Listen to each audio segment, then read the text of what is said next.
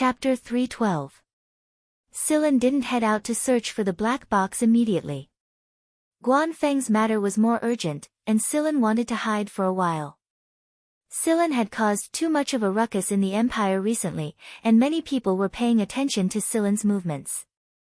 Therefore, Sillin decided to keep his search for the black box a secret for now. Just as Sigma's master had said back in the day, there was no benefit in letting too many people know about this. Not to mention that they still had no idea what was going on. Everything was still up in the air. Sillin and Guanfeng spent most of their time in Guanfeng's workshop while Hui Mao and Moon played outside. Finally, Hui Mao had a partner to play ball with. When Moon caught the ball Hui Mao tossed to him, he knew that it was from the little snake. While they were playing, Hui Mao told Moon about their meeting with the giant snake. Moon knew that Whis and Sillin were truly trustworthy after receiving the Great Viper's approval and gifts. In fact, they were much more trustworthy than the Shi family. He would have vomited blood if he knew what Moon was thinking right now. Since when did the robots created by the Shi family lose out to outsiders in terms of trust? It had to be said that Moon's attitude towards Hui Mao and Sillin was a lot more sincere because of the giant snake. Moreover, he was very envious of Hui Mao and Sillin. The way they interacted with each other reminded him of the time when the five of them were with his master. While Sillin was working on Guanfeng's project, Moon used the materials Guanfeng gave him to upgrade himself. He replaced the old parts with new materials and added some hidden weapons. As for what those weapons were, neither Sillin nor Guanfeng knew. Moon only had Hui Mao to help him when he was upgrading himself. Although he didn't know what the new weapons were, considering Moon and Hui Mao's personalities, it was most likely something harmful. Sillin skipped some of his AF1 classes because he needed to focus on Guanfeng's project. However, the lecturers didn't say anything because they had informed Sillin beforehand. Moreover, the lecturers understood that they couldn't say anything because of Sillin's current status. Besides, who in the academic world didn't know about Sillin's troublemaker? He had said a lot of things that others didn't dare say, and he had done a lot of things that others didn't dare do. The storm he caused in the academic world hadn't completely died down yet. There were endless arguments about theorems and deductions, but the instigator of all this was hiding in his lecturer's workshop and taking over the project that the military attached great importance to. Many people seemed to have forgotten that Sillin didn't belong to the engineering department, but the microbiology and virus department. On this day, Sillin finally finished the most complicated part of the project. Guanfeng's wounds were almost healed, and Sillin didn't need to finish the rest of the project on his own. Now that the core of the project was done, the rest would be much easier. Guanfeng told Sillin to come out for some fresh air. Sillin didn't see Hui Mao or Moon when he finally came out after so many days. He guessed that the two of them had run off to cause trouble again. After finding something to eat, filling his stomach and stretching for a bit, Sillin was about to return to his workshop to help Guanfeng finish the rest of the project when his communicator suddenly rang. It was the person in charge of the animals in AF1. Sillin immediately knew that it was the two of them who had caused trouble the moment he saw the caller. As expected, the manager told Sillin that a group fight had broken out this morning. What the manager didn't know was that Hui Mao and Moon were also involved. Hui Mao was a familiar face. There was no one there who didn't know that Sillin was Hui Mao's guardian. Since Moon was with them, the manager contacted Sillin directly. When Sillin arrived, the animals were being scolded. The giant King Kong was burying its head in a wronged expression, and the other animals weren't much better off. Whis and Moon weren't standing with them. Instead, they were standing at the side. There were also two managers standing at the side with obvious cat paw prints on their faces. It was obvious that this was Whis' handiwork. Hui Mao, who had been acting like a none of your business to those people, dropped his ears the second he saw Sillin. Moon had always been an obedient child. If they hadn't seen the robot send a rhino flying with a single punch, they would have thought that Moon was harmless too. A group fight, Hui Mao's ears dropped even lower. Sillin stood in front of the two troublemakers and looked at Moon, who was twirling his fingers obediently with his head lowered. Then he looked at Huimao, whose eyes were darting around uncertainly. Silen picked up Huimao's nape and pried open his mouth. There was some suspicious flesh between his teeth, and it wasn't even from the same species. It was obvious how many animals he had bullied. In the past, he had bitten a small crocodile until it cried, causing it to run away whenever it saw him. Since Huimao and Moon weren't members of this group, Silen had to compensate them for their actions. After paying the compensation, Silen took the bill and waved it in front of Huimao. When he saw the amount, Huimao's heart sank. Who knew that a fight like this would cost so much? If he had known this would happen, he wouldn't have listened to Moon and joined in. He would have just been a spectator. So much money. Huimao counted with his claws. That was 200 pounds of fish biscuits of the new flavor. 200 pounds of fish biscuits were gone. Sensing Huimao's thoughts, Moon turned his head and pretended not to know anything. To prevent these two guys from causing trouble again, Silen assigned a task to Huimao and Moon. He took out a list and asked them to monitor the activities of the people on the list in the forum. With Huimao and Moon's abilities, it would be difficult for them to be discovered even if they monitored everyone in the forum at the same time. This was the safest and most convenient method. After Silen re-entered the workshop, Huimao whipped Moon with his tail. "Have you finished collecting the samples?" "I'm almost done collecting them." The only reason you had asked Whis to join him was because he wanted to collect blood samples from AF1's animals. It was a habit of his. Although AF1 had a database of these animals, you preferred to analyze them himself. He had inherited the personality of the Shi family's peak generation. "Why are you collecting these things?" Huimao was puzzled. "I don't know yet. It's just a habit. I'll do it when I'm free or when I'm in a hurry. I want to enrich my database first. It might be useful when the time comes. Besides, we robots like to collect data." Huimao thought about it and agreed. It used to do the same thing in the past, but it got lazier and lazier. Therefore, Huimao did not dwell on this topic anymore. Huimao and Moon did not dare to slack off when it came to the task Silen assigned. When they finished monitoring the people on the list, they finally understood why Silen paid attention to this group of people. These people were all experts in the field of space and wormholes. Some of them were well known, while others were much more low-key. There were even many experts who were hidden among the people. Some of these people had sensitive identities and could not show their faces in public, such as the mutants or slaves. Especially the slaves. They must have done their research behind the backs of their buyers. If anyone found out, they would definitely be executed. When Silen finished the work at hand and came out, he was very satisfied with the results given by Huimao and Moon. He sifted through the information and combined it with the star map to think about the next step. Silen would not put all his hopes on the black box. It would be great if he could find it, but if he couldn't, he would have to find a way to create new technology to achieve his goal. However, Silen was not confident enough to think that he could do it on his own. Moreover, he was not proficient in this field. Although he had absorbed a lot of relevant knowledge, there was still a gap between him and those people. Everyone had their own specialties, and Silen admitted that he was not as good as them. As for those big names in the industry, Silen's initial target would definitely not be them.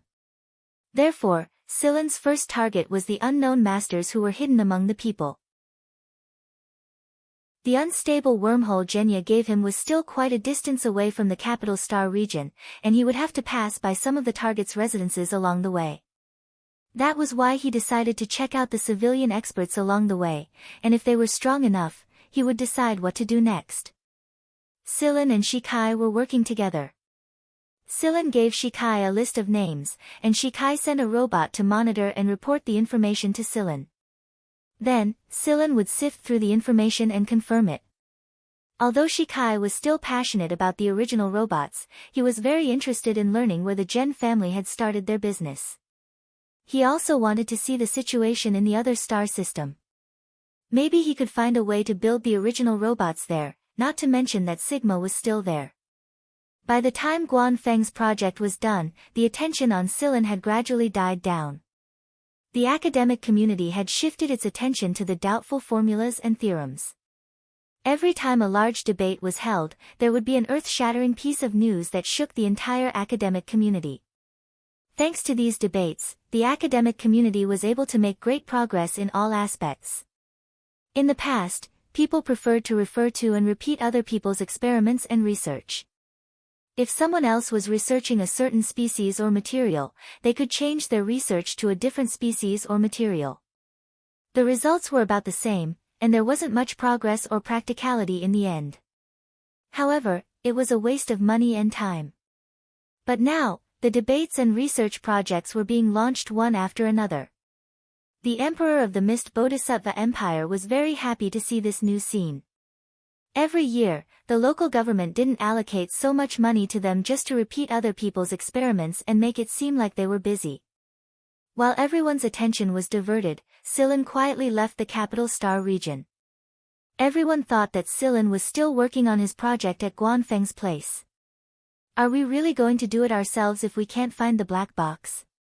You asked. They had searched the area Genya pointed out many times in the past, but they hadn't found any useful clues.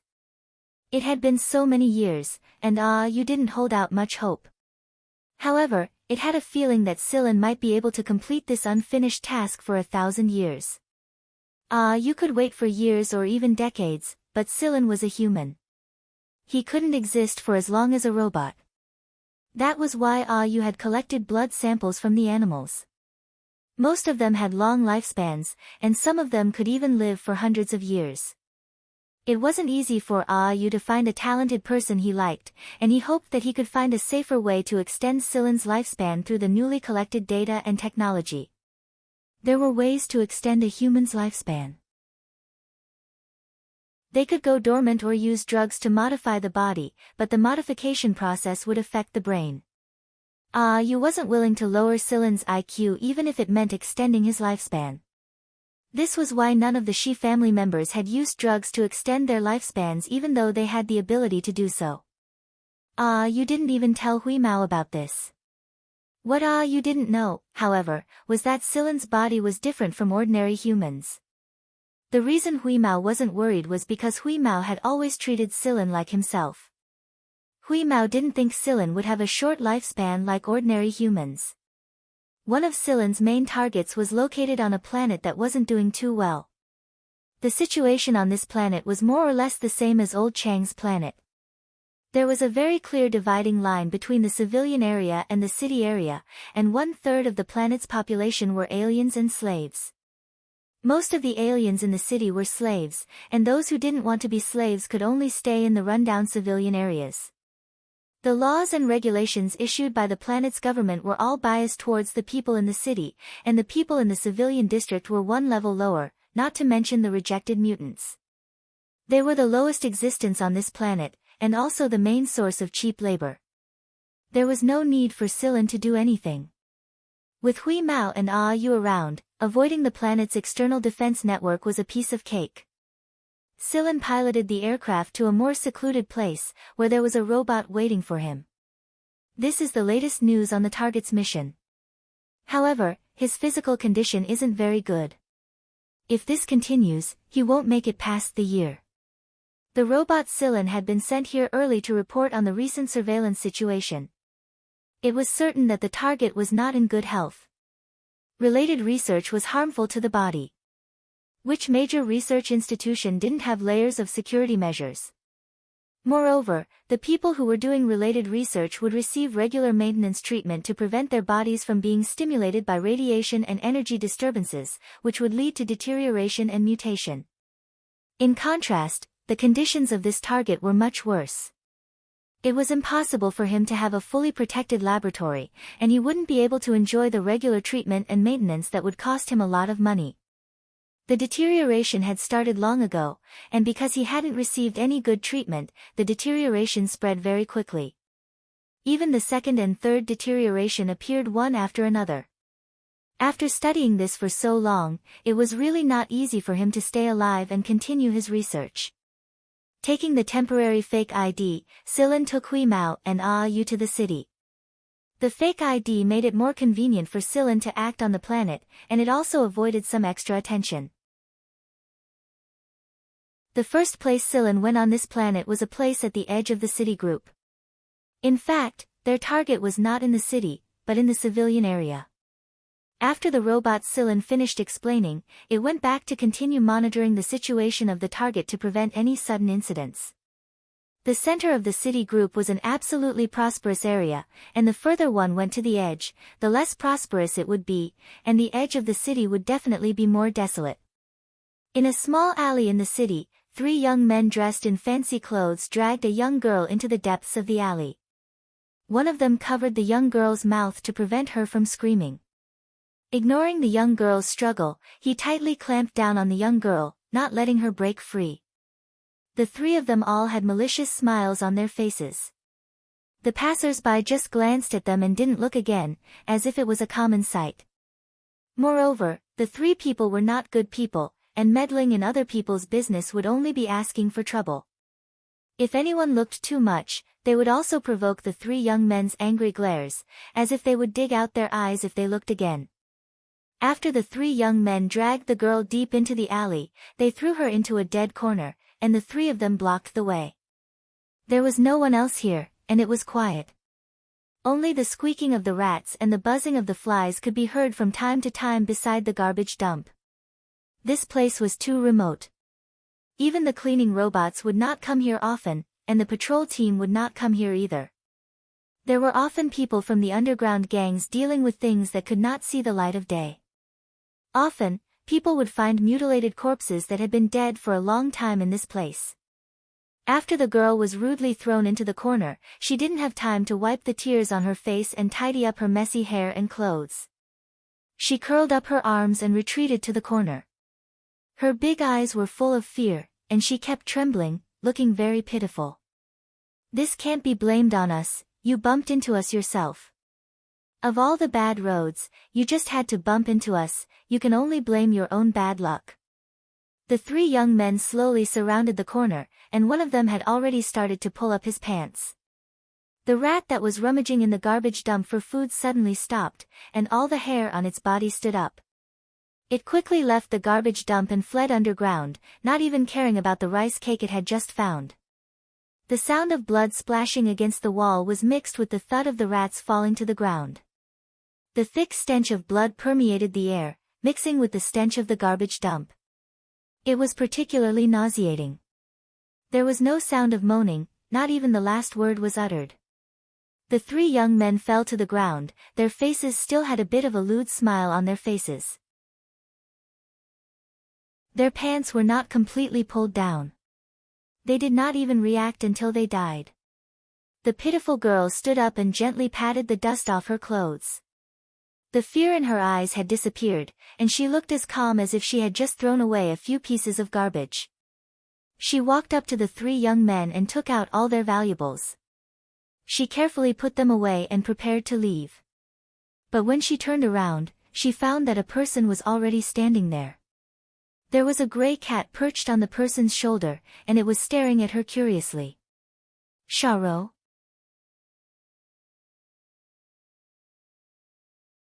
Chapter 313.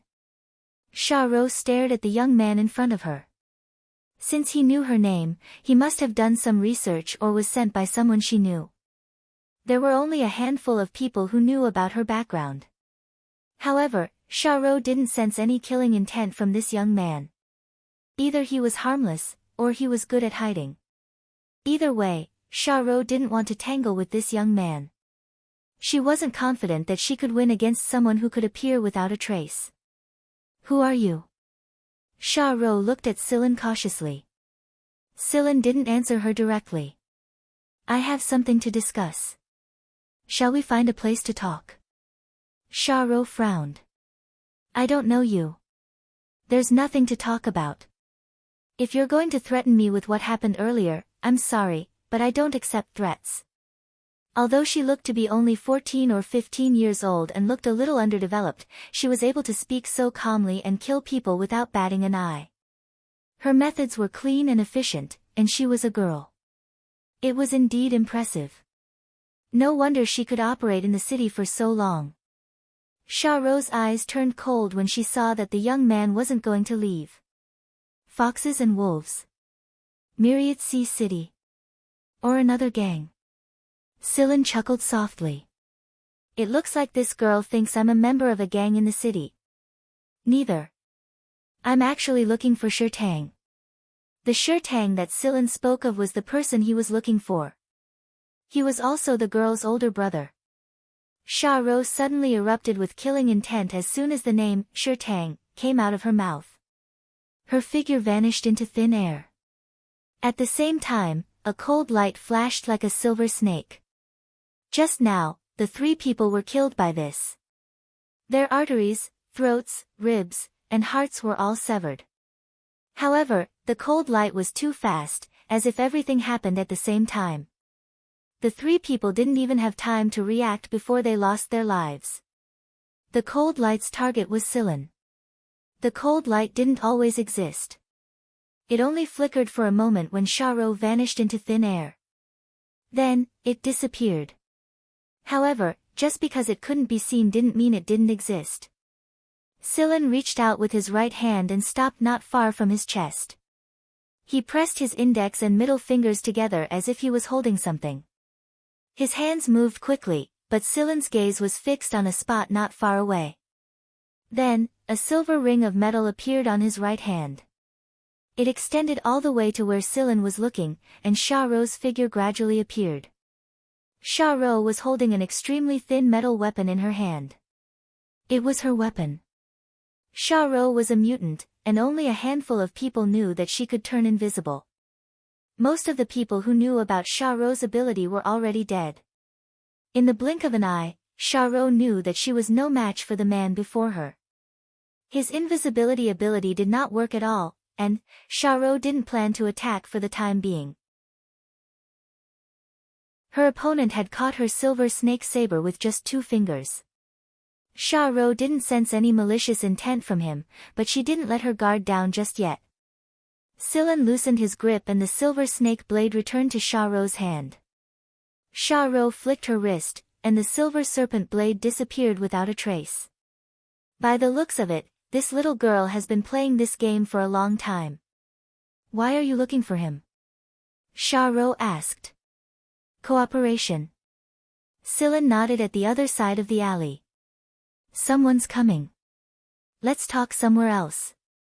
Sharo took a deep breath and suppressed the anxiety in her heart. It was better to leave this place first. As a mutant, it was too difficult to live in this city. One wrong move and she would be in danger. She might even drag her big brother down with her. Sharo was very familiar with this area. She avoided the people coming from the other end of the alley and left with Sillin. After they found a restaurant with decent conditions, Sillin asked Sharo about the specialties of this place. Although Sharo was a little puzzled about Sillin's identity, she told him a little about it anyway. Sharo had never eaten in this restaurant before. It was expensive, and she didn't want to waste her money here. The reason she was familiar with the specialties of this place was because of the advertisements on the signboards in front of the restaurant. She had memorized some of them over time. Hui Mao didn't hold back. He dug in as soon as the food was served. As for Yu, he wandered around the city under the pretext of gathering information. He hadn't been out for a few hundred years, so he would be curious even if it was a place filled with scrap metal. Sharo was prepared to deal with the man's provocation, but the man and the cat completely ignored her as soon as the food was served. They focused on eating their food. After a moment of hesitation, Sharo decided to fill her stomach first. After the meal, the atmosphere relaxed a lot. Sillin sipped his tea and looked at Sharo, who was sitting across from him with a tense body. If Shirtang doesn't receive treatment, he won't make it past this year. Sharo's face paled. She knew that her big brother's condition was very bad, but she didn't know that he wouldn't make it past this year. Sharo felt a great pressure when she thought about this. How do you know about my big brother? Sharo's hands were trembling. I told you, I want to work with Shirtang. I'm very interested in his research. You're spying on us? Shah-Ro glared at Silen. Her eyes were filled with hostility. It was hard to imagine a 14 or 15-year-old girl could be so hostile. Silen didn't deny it. I can provide him with the best treatment, a laboratory, and get you out of here. Shah-Ro's heart raced when she heard the words, "Get out of here." The reason her big brother persisted in his research despite knowing that it was harmful to his body was because he wanted to find a good shelter. When she was very young, Shi Tang had told her that if there was a large space jump point or wormhole, they would be able to leave this place. They would be able to leave this place that discriminated against mutants. They would be able to seek a better life. Shi Tang had been working on his research for a long time. He had invested almost all of his income into his research. He would often go to the trash collection center to look for materials that were useful to him because he didn't have the money to buy them. It was so simple that it could be said to be shabby equipment in larger research institutions. Who would have thought that it could be made to such an extent? If Shi Tang hadn't been a frequent visitor to the forums, Silen wouldn't have noticed this young and talented man. Shah-Ro had invested most of the money she earned through various means into Shi Tang's research. The rest was used to buy medicine. Without the medicine, Shi Tang would have died a long time ago. Shah-Ro wanted to escape this abyss of suffering, but she didn't believe that there was such a method. Now that the person in front of her was interested in Shi Tang's research, Shah-Ro couldn't help but think about it. Could the research really be completed? Who was this person who had the ability to spy on them without them noticing? And who was he? That being said, Shah-Ro was more than willing to help Shi Tang recover. She was willing to assassinate the leader of the planetary government even if she had to do it herself. If you want to work with my brother, why are you looking for me? Shah-Ro asked. Your brother will listen to you. Besides, he won't be willing to take me with him. You're talking big. You've investigated us before, so you should know that we're aliens. We can't leave our planet easily, even if we're not slaves. You don't have to worry about that. I have a way. Silen suddenly looked at the entrance of the shop. Silen and Shah-Ro were standing in a corner of the shop. There weren't many people around, and there was some music playing in the shop. They weren't afraid that their conversation would be overheard. The people around them were busy chatting with their companions, so no one paid them any attention. However, when another group of people walked into the shop, everyone suddenly stopped talking. The only sound that could be heard was the hoarse female voice playing in the background music. The atmosphere in the shop suddenly became a little strange. It was a little solemn and a little depressing. After this strange atmosphere, everyone's voices became a lot quieter. Shah-Ro's eyes flashed when she saw the people who walked into the shop. She picked up her teacup and took a sip. Silen clearly sensed Shah-Ro's evasive mood. The people who walked into the shop all had an emblem on them. It was a half-wolf, half-fox. The two halves of the beast's head combined to form the emblem. According to the information they received, these people were probably from the Fox and Wolf gang, the strongest gang in this area. The person walking at the front was a tough-looking middle-aged man. He wore a fur cloak. The middle-aged man didn't seem to notice the sudden change in the atmosphere after he walked into the shop. He looked around the shop. The customers all lowered their heads, afraid to make eye contact with him. The middle-aged man's subordinates were about to go upstairs, but they stopped and waited for their boss's order when they saw that he didn't seem to have any intention of going up. After looking around, the middle-aged man fixed his gaze in a certain direction. An inexplicable smile appeared on his face. He walked toward the corner where Silen and Shah-Ro were sitting. Little Shah-Ro, are you eating with your boyfriend? The middle-aged man pulled out a chair and sat down. He looked at Shah-Ro, then at Silen, who was sitting there calmly. Seeing that she couldn't avoid this, Shah-Ro stood up and bowed. Boss Parker. Parker nodded and gestured for Shah-Ro to sit down. Then, he looked at Silen and Fat Cat, who was happily munching on a big fathead fish. His eyes flashed with dissatisfaction. This man and cat sure have guts. Parker looked at Charo, who was sitting there nervously. He slowly turned a metal finger guard on his hand and smiled. Little Charo, aren't you going to introduce yourself? Charo cursed in her mind. I don't even know how to introduce myself. Before Charo could answer, Sillin raised a hand to stop her. He turned to Parker and said, I'm just a passerby. Don't mind me. After saying that, Sillin rubbed Huemao's belly. He didn't look at Charo or Parker again. He meant to say, you can talk if you want. I won't say anything. You're tired of living. One of Parker's subordinates pulled out a gun and pointed it at Sillin's head. But before the gun could get close to Sillin, the gun broke into pieces and fell to the ground. Parker's pupils shrank, and the corner of his eye twitched. However, he was a seasoned veteran. He quickly regained his composure. No one knew that the knuckles of Parker's fingers on the metal guard were cold.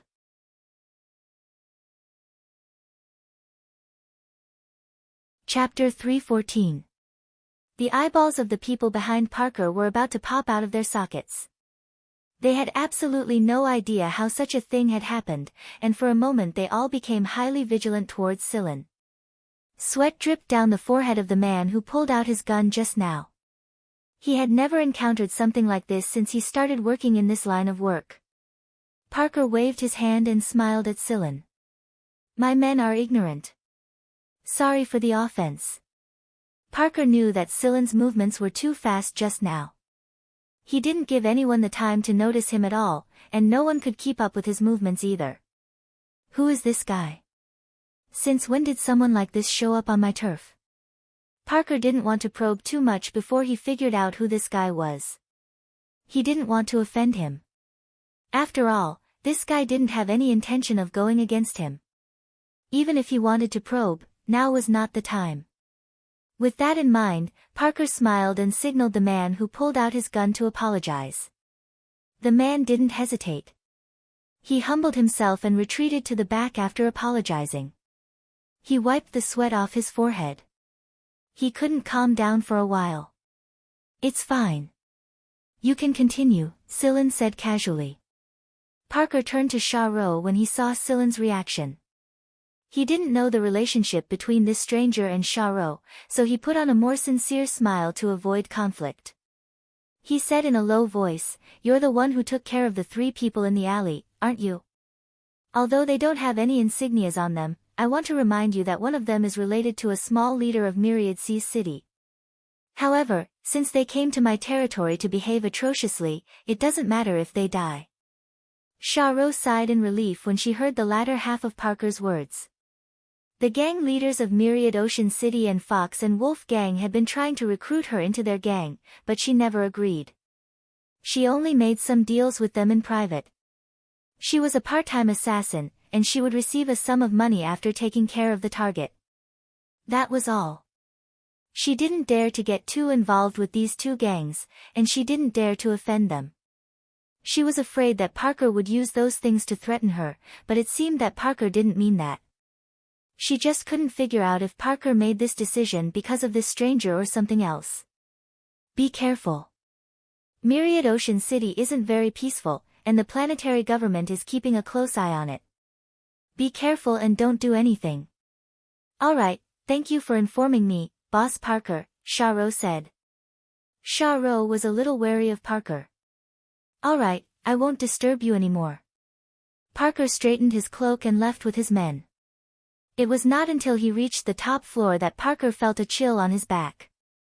Unknowingly, his back was already drenched in sweat. If it wasn't for the cloak covering him, others would definitely be able to see that although Parker didn't show anything on his face, he was actually lacking in confidence. Parker quickly contacted someone. Check this guy. Parker was about to send Sillin's image over, but he found that all the images in the monitor were gone, and there was no image record of Sillin. After Parker left, Charo didn't bring Sillin back to Shirtang immediately. She needed to buy some medicine, and Shirtang was running out of it. Aren't you curious about my relationship with Fox Wolf? Charo asked. A little, but there's no need to look into it. Sha Ro's behavior right now was very similar to Silen's when he was still a shadow hunter. If this were the League of Stars, Sha Ro would have been a good hunter, and she could have been recruited by some good hunter groups. Unfortunately, this was the Mist Bodhisattva Empire. Sha Ro was getting more and more confused by the man in front of her. He was young, but he gave off a very strange feeling. He looked harmless, but he wasn't. Even someone as proud as Parker didn't dare to act rashly, so Sha Ro didn't dare to act rashly. Forget it. As long as this man can help my big brother get good treatment, I'm willing to do anything. Sha Ro got off at a stop and walked to a pharmacy. The shop owner greeted her with a smile. You're here to buy medicine again? Yeah. It's the same as last time. Sha Ro was a frequent customer, so the shop owner recognized her since a long time ago. However, when the shop owner saw Silen standing next to Sha Ro, he examined Silen from head to toe for a moment before losing interest. He summoned a service robot and ordered it to bring the medicine to him. After the transaction was done, Sha Ro carefully packed up the medicine, bid farewell to the shop owner, and left. Can I see the medicine in your hand? Silen suddenly asked after they were out of the pharmacy. Sha Ro thought for a moment and handed the medicine to him. There was no reason for him to make a fuss over medicine. The medicine wasn't worth much, and he didn't look like he was in need of money. Money shouldn't be a big deal to him. Silen opened the bottle and sniffed it. Something flashed across his eyes.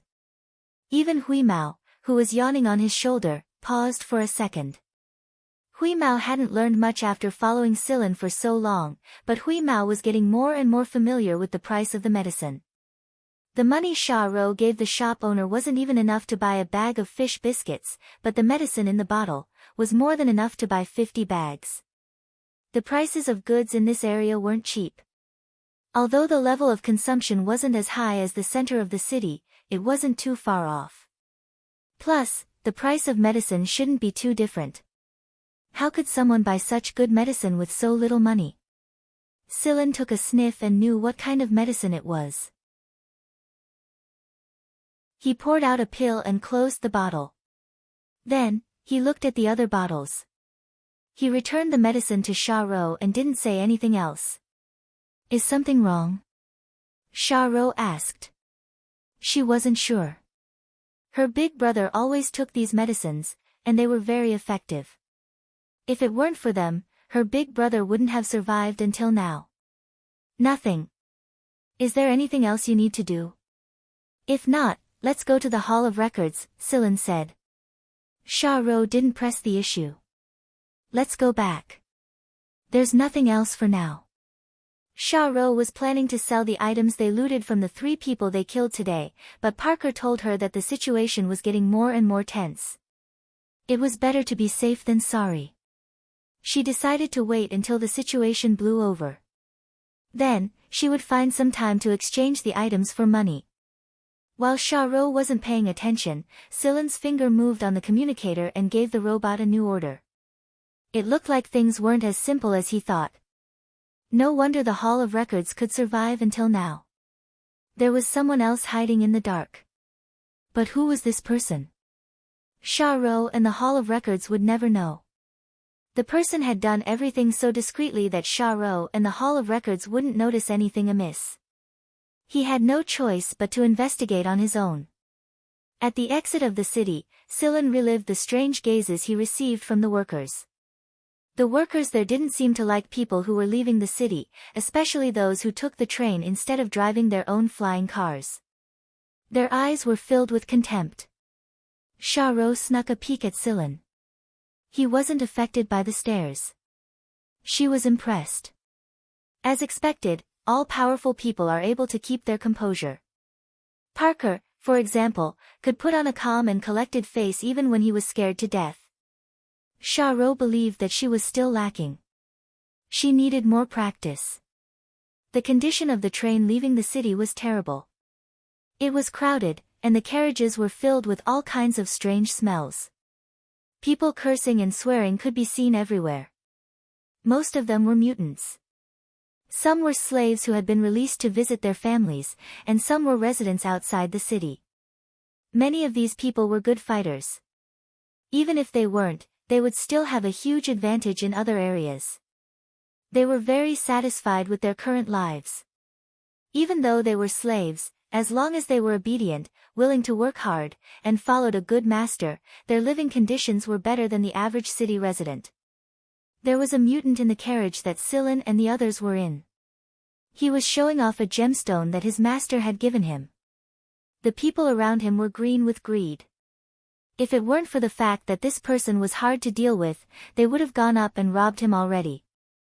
Huimao glanced at the so-called gemstone that was no bigger than the pad of his foot. Then, he closed his eyes and went back to sleep. It's not even as attractive as half a bag of fish biscuits, he muttered to himself. The scenery after leaving the city was like entering an alternate dimension.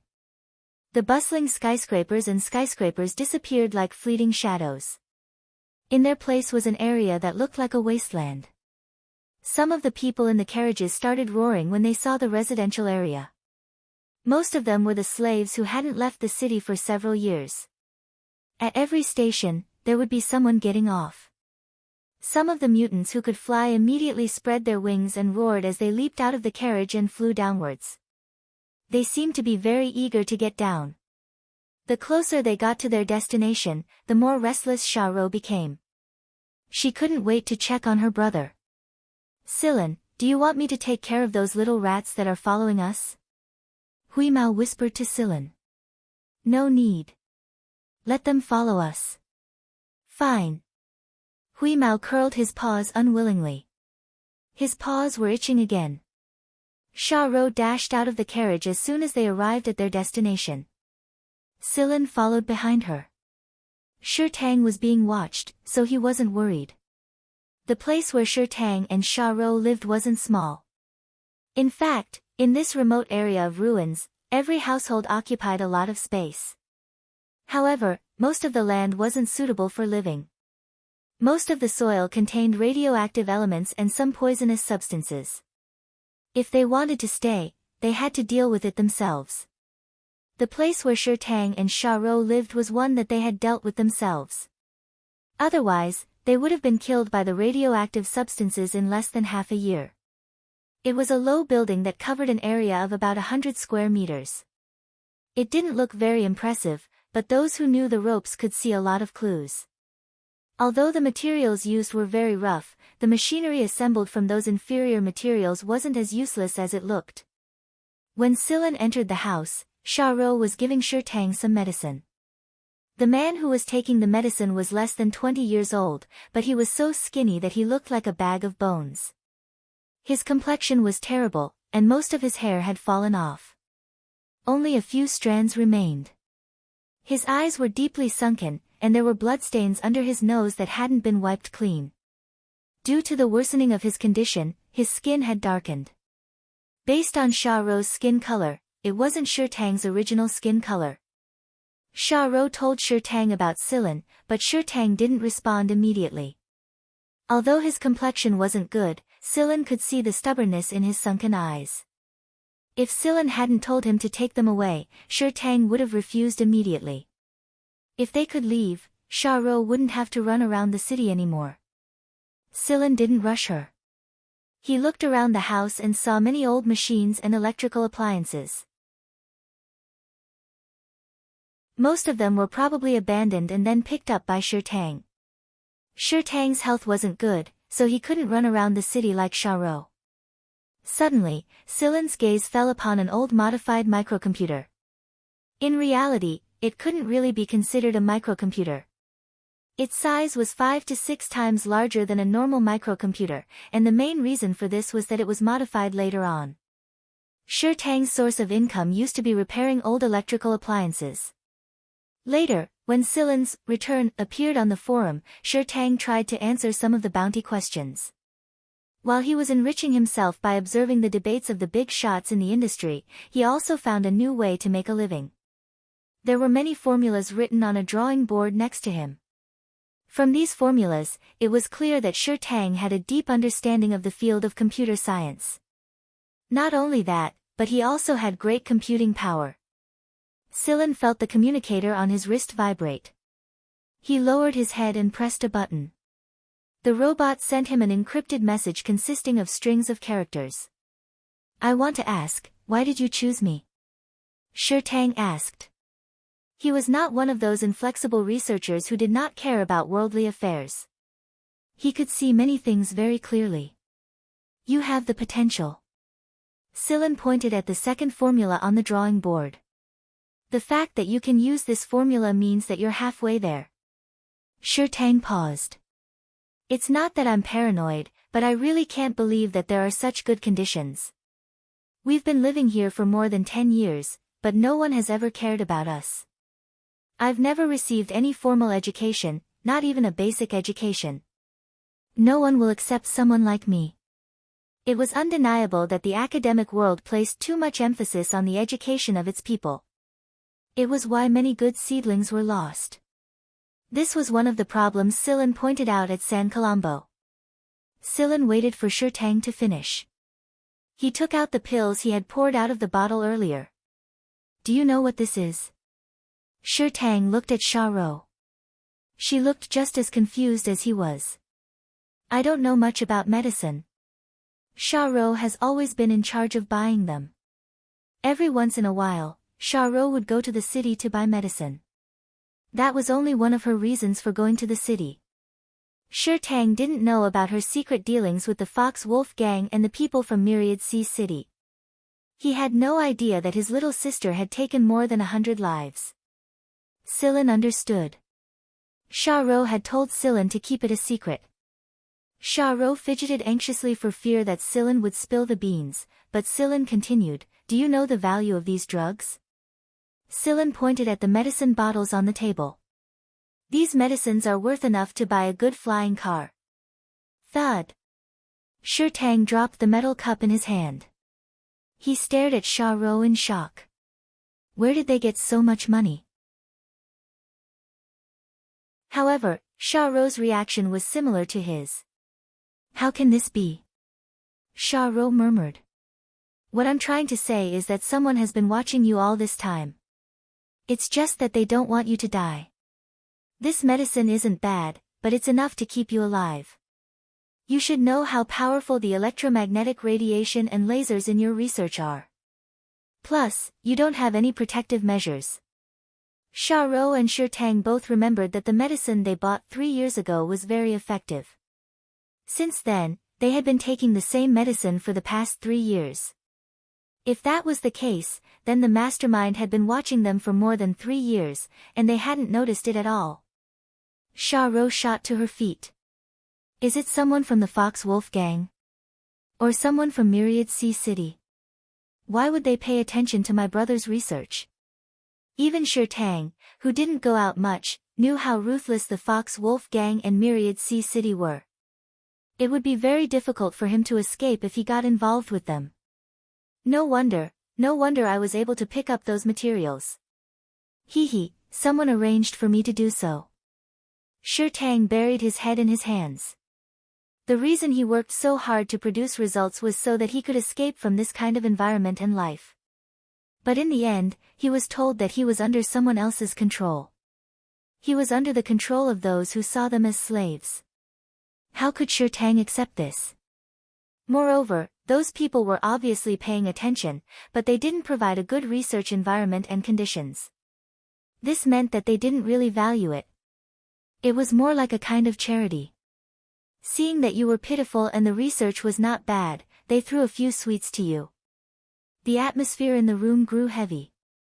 Tang didn't trust Silen completely. In his eyes, Silen was just as prejudiced as those slave masters.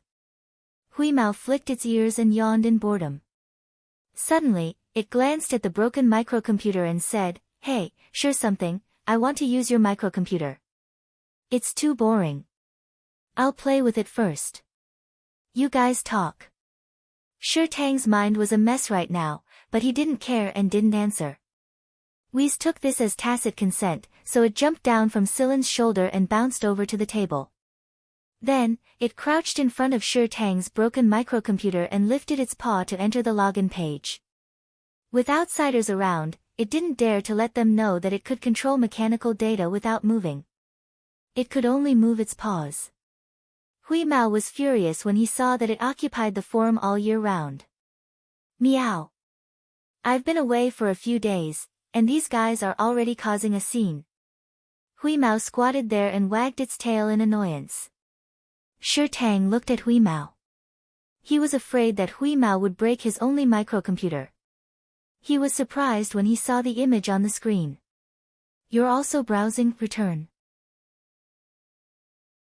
Shi Tang looked curiously at the gray cat crouching in front of the microcomputer and moving its claws in a practiced manner. He walked over to take a look, and the moment he did, he froze like a stone statue. His eyes stared unblinkingly at the image on the dim screen and the login name on the microcomputer. Hubie Lu. Shi Tang's voice trembled. He was filled with disbelief. Who didn't know the name Hubie Lu in the free debate area? Ever since the forum was founded, he had been active in the debate area, arguing with many famous people and making a few old pedants faint with his words.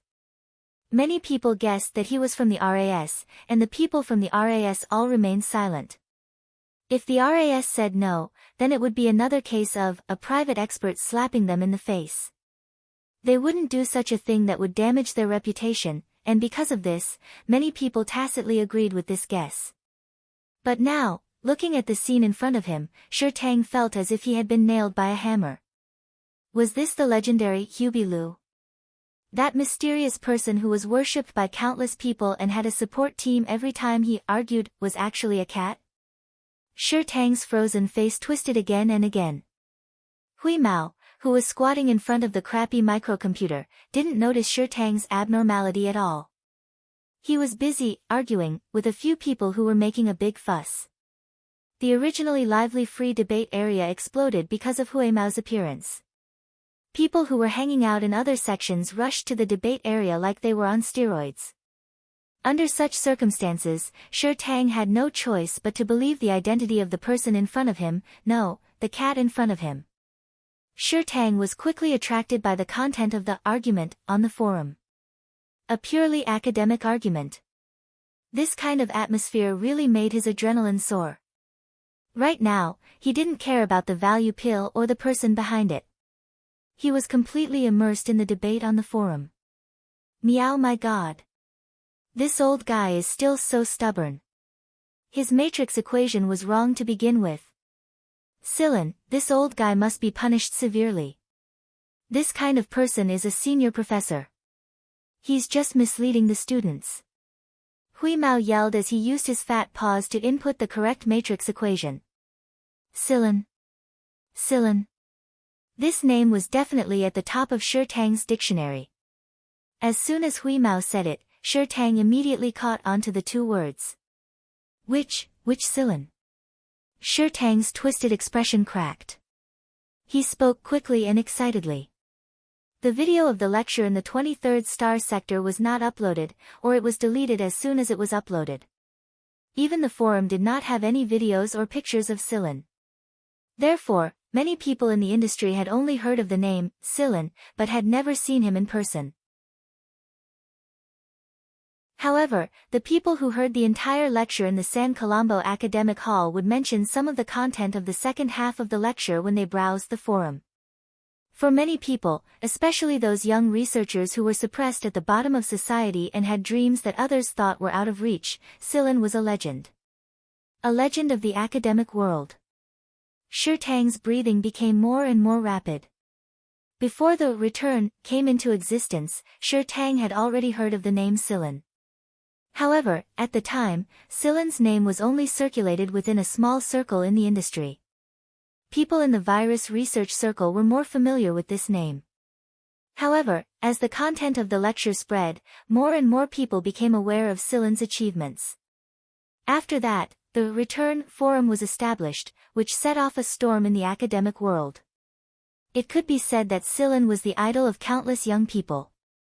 Even Xiaorou, who did not know much about the academic world, learned of this name under the influence of Shi Tang. She knew that this person was only a few years older than them. While Shirtang was still immersed in his own excitement, Silen looked outside the door. Hurry up and come in.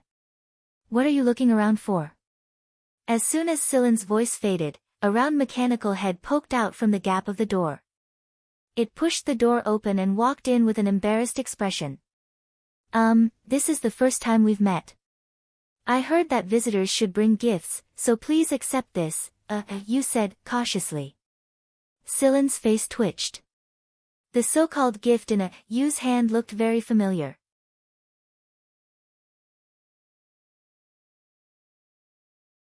Chapter 3:15.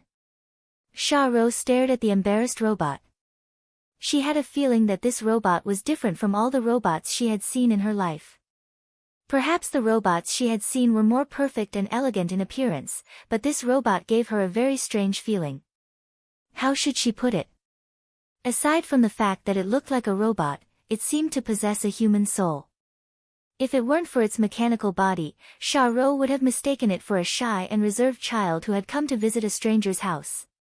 However, just like Silen, Xiaorou's expression changed when she saw the gifts Moon handed her. If she wasn't mistaken, these so-called gifts were the master's gifts that they saw the mutants showing off in the train carriage on their way back. Those mutants were definitely not good people. They were born in the gray world of the civilian district and worked for the slave masters in the city cluster. They had to be powerful people. Not to mention, among the gifts was the gemstone that many people in the train coveted. The owner of the gemstone was not easy to deal with. It would take a long time to deal with those people. How did this robot do it? Shirtang didn't know much about these things. Before he could recover from the shock of Huimao and Silen, this robot that was clearly different from the others gave him these gifts. Shirtang's hands were shaking like they were cramping. He waved his hands and shook his head. It's okay, it's okay. These are too expensive.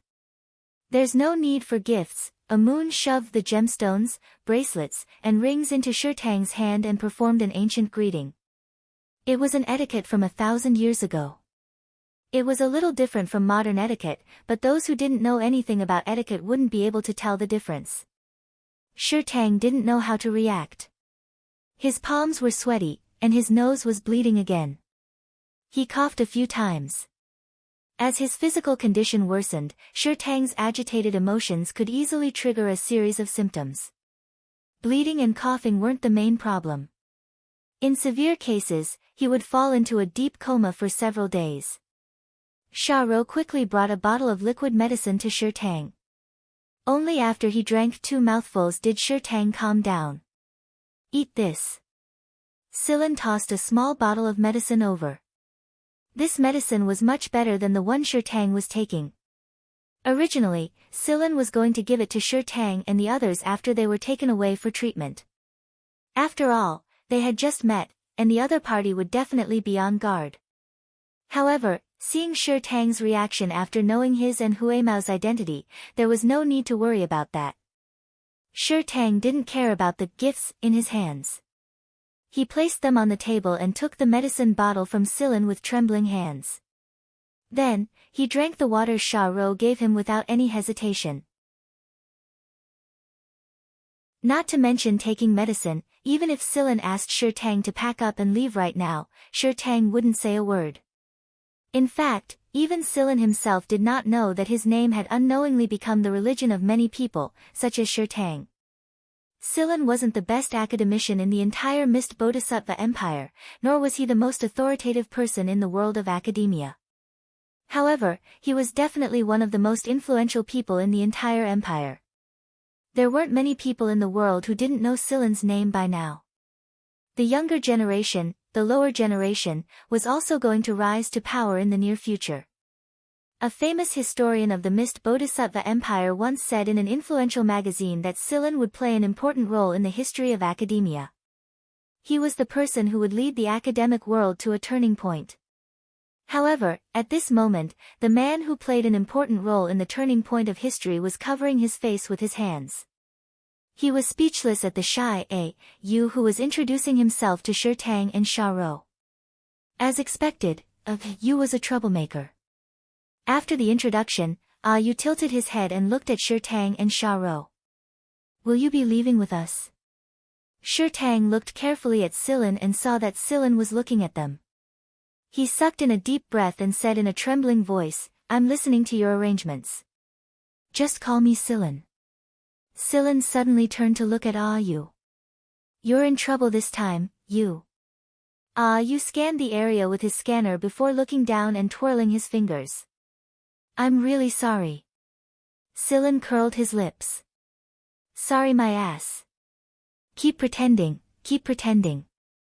Hui Mao had just finished arguing with a couple of old guys in the forum and logged out of the forum. He was about to greet Yu when his ears suddenly pricked up and his mouth cracked into a smile. He jumped onto Silen's shoulder and said, Are we going to fight this time?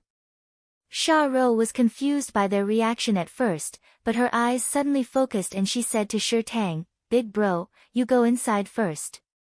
What's wrong? Shi Tang looked confused, but he quickly went back to his room and grabbed a couple of modified guns. It's fine, I'll stay with you. On the simple scanning screen made by Shi Tang, there were many dots of light surrounding their house. Each dot of light represented a person. In other words, they were surrounded. The most obvious difference between the civilian area and Old Man Chang's was that the civilian area here was filled with violence and blood. The strong preyed on the weak in this lawless place was the law of the jungle. There were no weaklings here. Even a sickly person like Shi Tang was not a weakling that everyone could bully. He had taken human lives, but he was nowhere near as good as Sha Rou. Shi Tang handed the gun barrel to Sha Rou and said to Silen, You can hide in the house for now. There's an energy shield over there. You can activate it after you get inside. Shi Tang only had one energy stone in his possession, and he had always been reluctant to use it as an emergency measure. However, he couldn't care less about it right now. Sha Rou opened her mouth. She wanted to tell her big brother that this person was much more powerful than the two of them combined. In the end, she held herself back. In the eyes of the public, how powerful could an academic be? Generally, scholars would be accompanied by a large number of guards when they went out. Therefore, no one thought that an academic could be powerful. If Guan Feng was a special case in the academic world, then Silen was the special case among special cases. In Tuosen's words, Silen was a freak. Silen rose to his feet and stopped Shi Tang from leaving the room. Since we're the ones who caused this, we'll take care of it. You two just decided to leave with us, so there's no need for you two to show up. After saying this, Silen looked at Yu who was twirling his fingers. Yu, let's go take care of the rest. Oh. Yu followed Silen out the door with his head hung low. Hui Mao was already moving its claws around excitedly. Outside Shi Tang's house, a group of unruly-looking mutants surrounded it. They had weapons in their hands, including machetes and guns. One of them was the man you had knocked out. You had taken advantage of the situation at the time, but he was found out later. That was why he gathered a group of people to stop them. That's the robot. I saw it run off with your stuff. One of the Inhumans pointed at Moon, who had followed Celine out of the room. The blue light on Yu's face narrowed into a thin line. He looked at the person who had spoken. He didn't remember seeing this person around him. The man's eyes flickered when he saw you looking at him. He felt a little guilty. His information should be correct, right? Silen had already told you to explain the situation to him before he walked out of the room. After listening to the story, Silen didn't say anything. He simply looked at the crowd. Shi Tang didn't hide in his room. He walked out with Sha Rou and his gun. Due to his long illness, he looked a lot thinner than the people outside. Yo, the sickly invalid is out. Someone sneered. Sha Rou's eyes turned cold. Her silver snake knife was already in her hand. If she had to fight later, the first person she would kill would be this person. What are you guys trying to do? Shi Tang raised his gun and stood in front of Silen. Sha Rou stood close to Shi Tang and looked at Silen. She relaxed a little when she saw Silen's calm demeanor. This person was much stronger than she thought. What are we trying to do? Hee, we'll have to ask it. Does it think it can get out of here alive after stealing our stuff? Oh, wait, I forgot it's a robot. It doesn't have to live or die, one of the aliens yelled. He raised the machete in his hand and pointed the tip of the machete in Celine's direction in a show of force. Sure Tang was about to ask what it was, but Xiaoro nudged him with her elbow. She didn't want him to ask.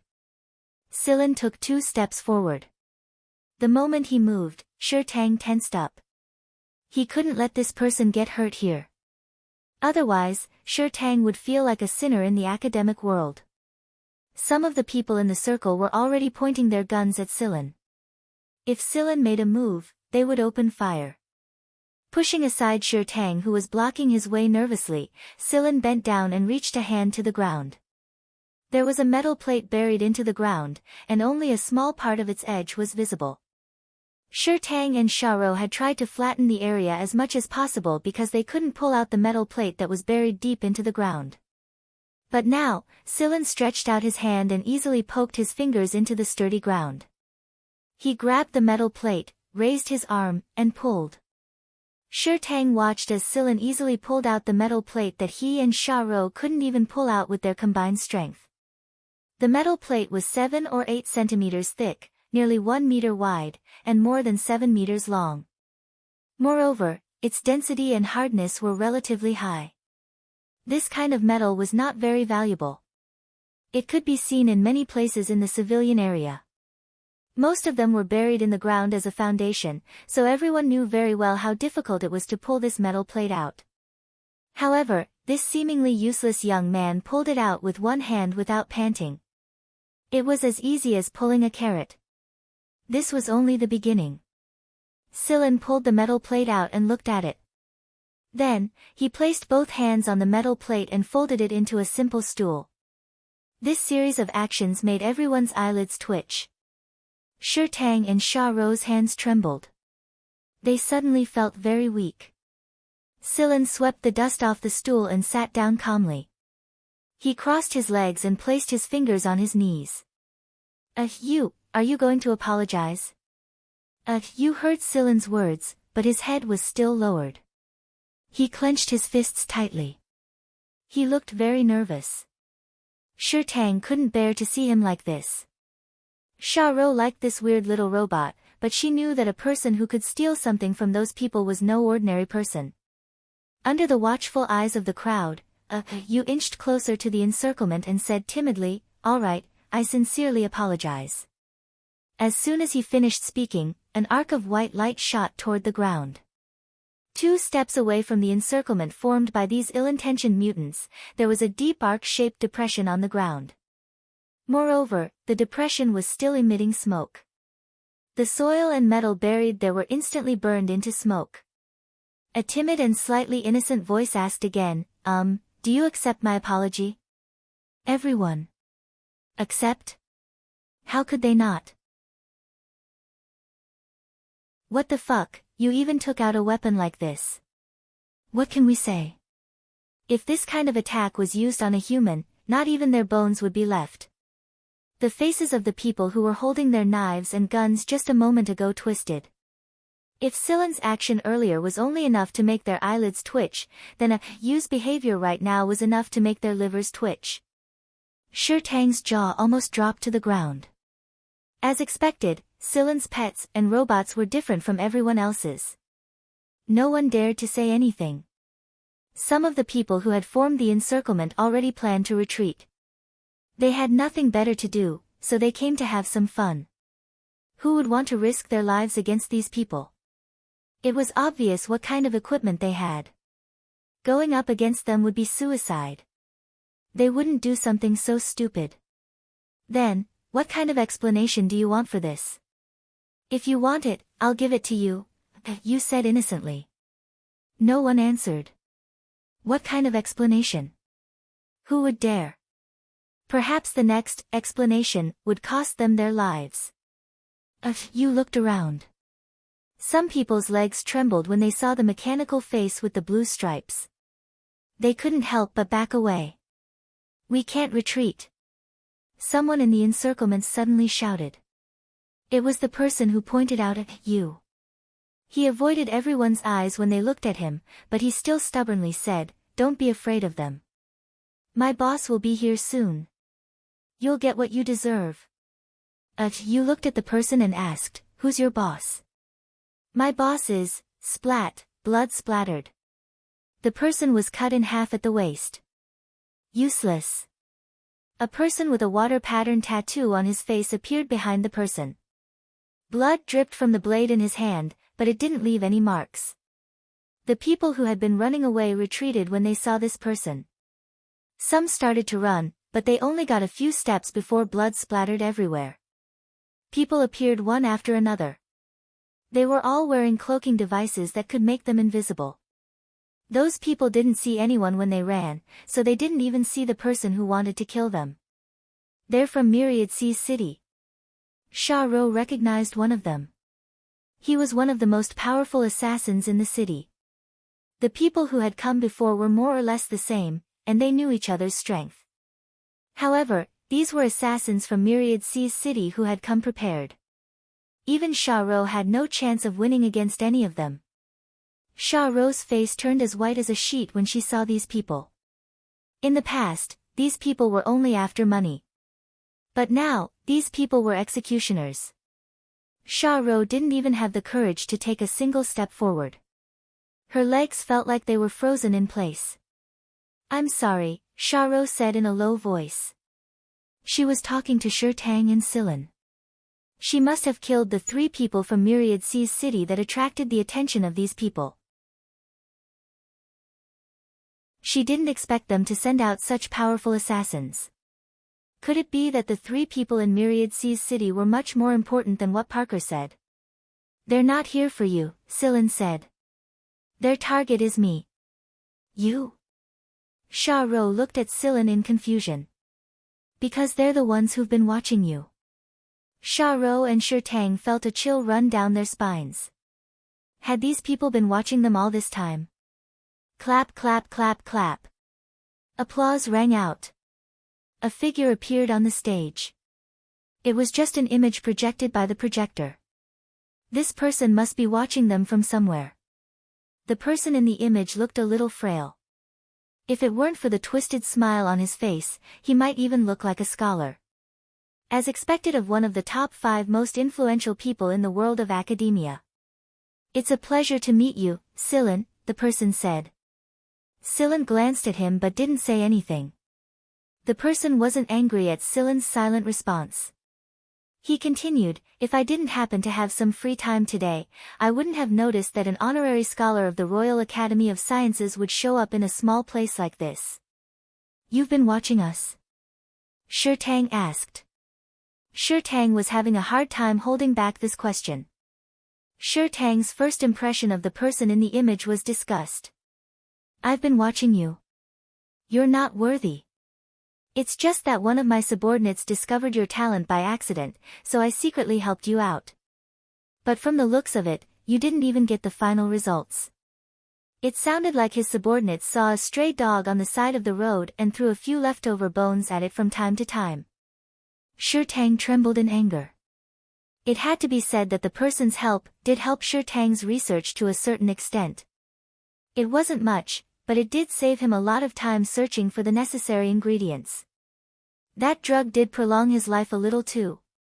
However, Shurtang and his sister weren't slaves, nor were they livestock.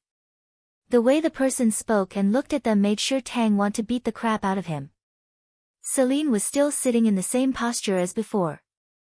She said in a calm tone, "It seems that you are also a member of the academic world. Your secret charity is just for Shurtang's research.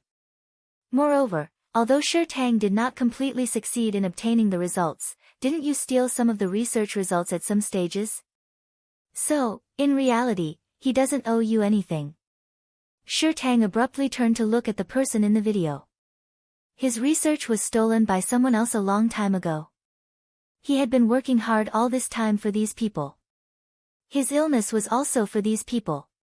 He had been fantasizing about selling his research to the people in the research department even if he couldn't get the final results. That way, his sister could live a better life after his death. But it was all just a fantasy. These people wouldn't allow him to do that. When he couldn't hold on any longer, Sha Ro would be killed as well, and the research department would use someone else's name. If they didn't care about him, why did they have to take away his last hope? Why? Why are you? Shi Tang was gradually losing control of his emotions. Other than his sister, the thing he valued the most was his research. For a researcher like him, his research was like his own child. Even if he had to trade his health and lifespan for it, Shi Tang was willing to do so. However, what right did these people have to deprive him of this little bit of hope and wealth? The world had never been fair. Shi Tang and his sister, who lived in this violent and bloody civilian area, knew this very well. But Shi Tang couldn't accept this. He couldn't accept this. Shi Tang thought back to when he first started browsing the forums, and the people there had posted the extremely controversial words in Silen's report. This world is strange when it comes to giving rewards. It tends to give rewards to those who are already famous. The background of honor leads to the uneven distribution of honor results. This unfair effect caused many unknown researchers to not be recognized by the academic community for a period of time or for a long period of time after they made contributions and had good results. Some outstanding people even quit the academic community. There is a phenomenon in the academic community of the empire. Those who already have a lot want to give them more. They would rather let them have more, and those who are already short on money want to take away even the last straw in their hands, so this was all true. Shi Tang's mind replayed the words, and every single one of them made him feel suffocated. His violent emotions made him cough again. Blood flowed out of his nostrils. Sha Ro couldn't care less about the people outside. She hurriedly went into the house to fetch some medicine for Shi Tang to drink. Silin looked at Shi Tang and injected him with a syringe. The medicine wouldn't be effective immediately under the influence of his emotions, so he had to inject the medicine first. Shi Tang's condition improved after the injection. Silin asked Sha Ro to take care of him while he turned around to look at the person in the video who was looking at them with a sneer. Are you not going to let me go as well? You don't plan to let me go in the first place, do you? The person in the video raised his chin. That's right. Why do you, Silin, deserve so much attention? It's just because you have a good mentor that you can fool those lowly commoners. Do you really think you're some big shot? In my eyes, you're just an ant that doesn't know who you are. Is that so? Silin snapped his fingers. Pft, pft, sounds came one after another. Some people appeared in the originally empty place. These people were the assassins of Myriad Sea's city who had yet to reveal themselves. The Puchi sound came from these people.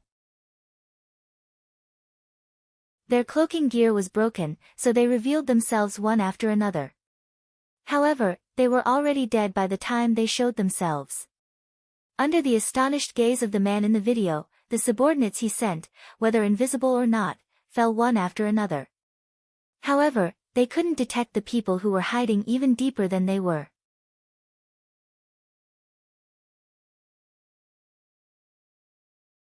Chapter 316. The man in the video was stunned by the sudden turn of events, but he also understood that an honorary scholar of the RAS like Silin must have brought along hidden guards. After these people died one after another, he contacted another group of people and informed the planetary government that they wouldn't interfere with Myriad Sea's city's actions. Silin didn't stop him from contacting the planetary government. Through this channel, Silin could learn more about the man in the video. The reason Huimao hadn't done anything until now was because Silin had asked it to pay attention to all parties' communications and steal their information to investigate the man's identity. The results surprised Silin a lot. No wonder this man dared to attack an honorary scholar of the RAS. Given their backgrounds, it would be very difficult for anyone to find out who they were as long as they took care of the matter cleanly. Unfortunately, Silin wasn't someone he could deal with casually. Gleason Vanet, so you're a member of the Gleason family. No wonder you're so confident. Silin smiled. Vanet stared at the man in front of him who was slightly younger than him. How could he smile so calmly if he knew that he was a member of the Gleason family? Or was he just pretending to be calm? But if Scylla could find out who he was, then he must be able to contact the RAS as well. This was going to make things difficult for him. Although the Gleason family was powerful, they wouldn't go against the RAS directly. It would be detrimental to their interests. Vanit smiled after thinking about it for a moment. He couldn't start a conflict with the RAS directly, but he could attack from another side. As expected of Guan Feng's student. You may have Guan Feng's support, but these two people are residents of this planet. You, Scylla, can't do anything about it. Oh, I forgot to mention that the Gleason family has jurisdiction over this planet. This is a legitimate cooperation between us and the planetary government. Not even Guan Feng can interfere.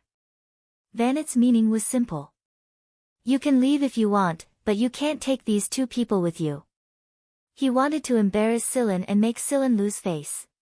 If Scylla continued to argue about the ownership of these two people, Vanit was prepared to produce the relevant documents and settle the dispute through legal means. But after hearing Vanit's words, Scylla didn't say anything and even ignored Vanit. While they were talking, Scylla's spaceplane had flown over on its own. Earlier, when Xiaorou was feeding Tang his medicine, Scylla had already signaled them to pack their things and leave at a moment's notice. Therefore, after the spaceplane landed, Scylla immediately boarded the spaceplane with Xiaorou and Tang. He completely ignored Vanit, who was talking to himself. The people from Thousand Seas City had already arrived after receiving Vanit's order. However, there seemed to be a transparent energy barrier in front of them, and there were also hidden people who were creating obstacles for them. When they finally rushed to the front of the low house, the aircraft had already flown away. The people in charge of intercepting in the air could not hold on at all. The control buttons were inexplicably malfunctioning, and they could not lock onto the target. Moreover, the defense network on the periphery of the planet was also frequently malfunctioning. When everything was finally restored, there was not even a trace of the aircraft. Bang! Inside a research base on a certain planet, Vanit was so angry that he smashed the screen in front of him. The glance Scylla gave him before he left made Vanit feel like Scylla was mocking and looking down on him. Boss! A guard wearing the Gleason family emblem opened the door and walked in. What is it? Vanit roared without looking back. Vanit was furious right now, and he was contacting some people to cause trouble for Scylla. It would be best if they could destroy the spaceplane without anyone noticing. So what if Guan Feng was Guan Feng? He couldn't possibly go against the great Gleason family, could he? There was no way the Royal Academy of Sciences would pursue this matter too deeply just for a mere Scylla. Young master is here. The guard who was calm a moment ago bit his tongue uncontrollably when he said this name. Vanit's hand paused for a moment. When he finally realized what this young master meant, his anger was replaced by a wave of anxiety. No one would be able to help but be afraid of that person. Vanit hurriedly put away his communicator and straightened his lab coat. He adjusted his expression and forced a smile as he walked out to greet the young master. Although he had already adjusted his expression, when he saw the person striding over from the other side of the tunnel, Vanit's face still stiffened. When he looked into that person's eyes, Vanit felt like he had been thrown into a glacier. The person was obviously shorter than him, but Vanit felt like he was the one being looked down upon. Why are you here? Before Vanit could finish, he was slapped in the face. He staggered a step back, and before he could stand up, another slap came. The two slaps directly slapped Vanit to the ground. Half of his face was already swollen, and a few of his teeth were broken. His mouth was full of blood. The person who slapped him stood in front of Vanit, looking down at Vanit, who was struggling to get up as if he was looking at a piece of trash. You mobilized your men to deal with Scylla? Vanit stood up with difficulty. His vision was still a little blurry. After he finally recovered, he raised his trembling eyes and saw Gleason Dodge, whose eyes were filled with coldness and anger. Vanit couldn't help but shiver. Why was this guy so angry?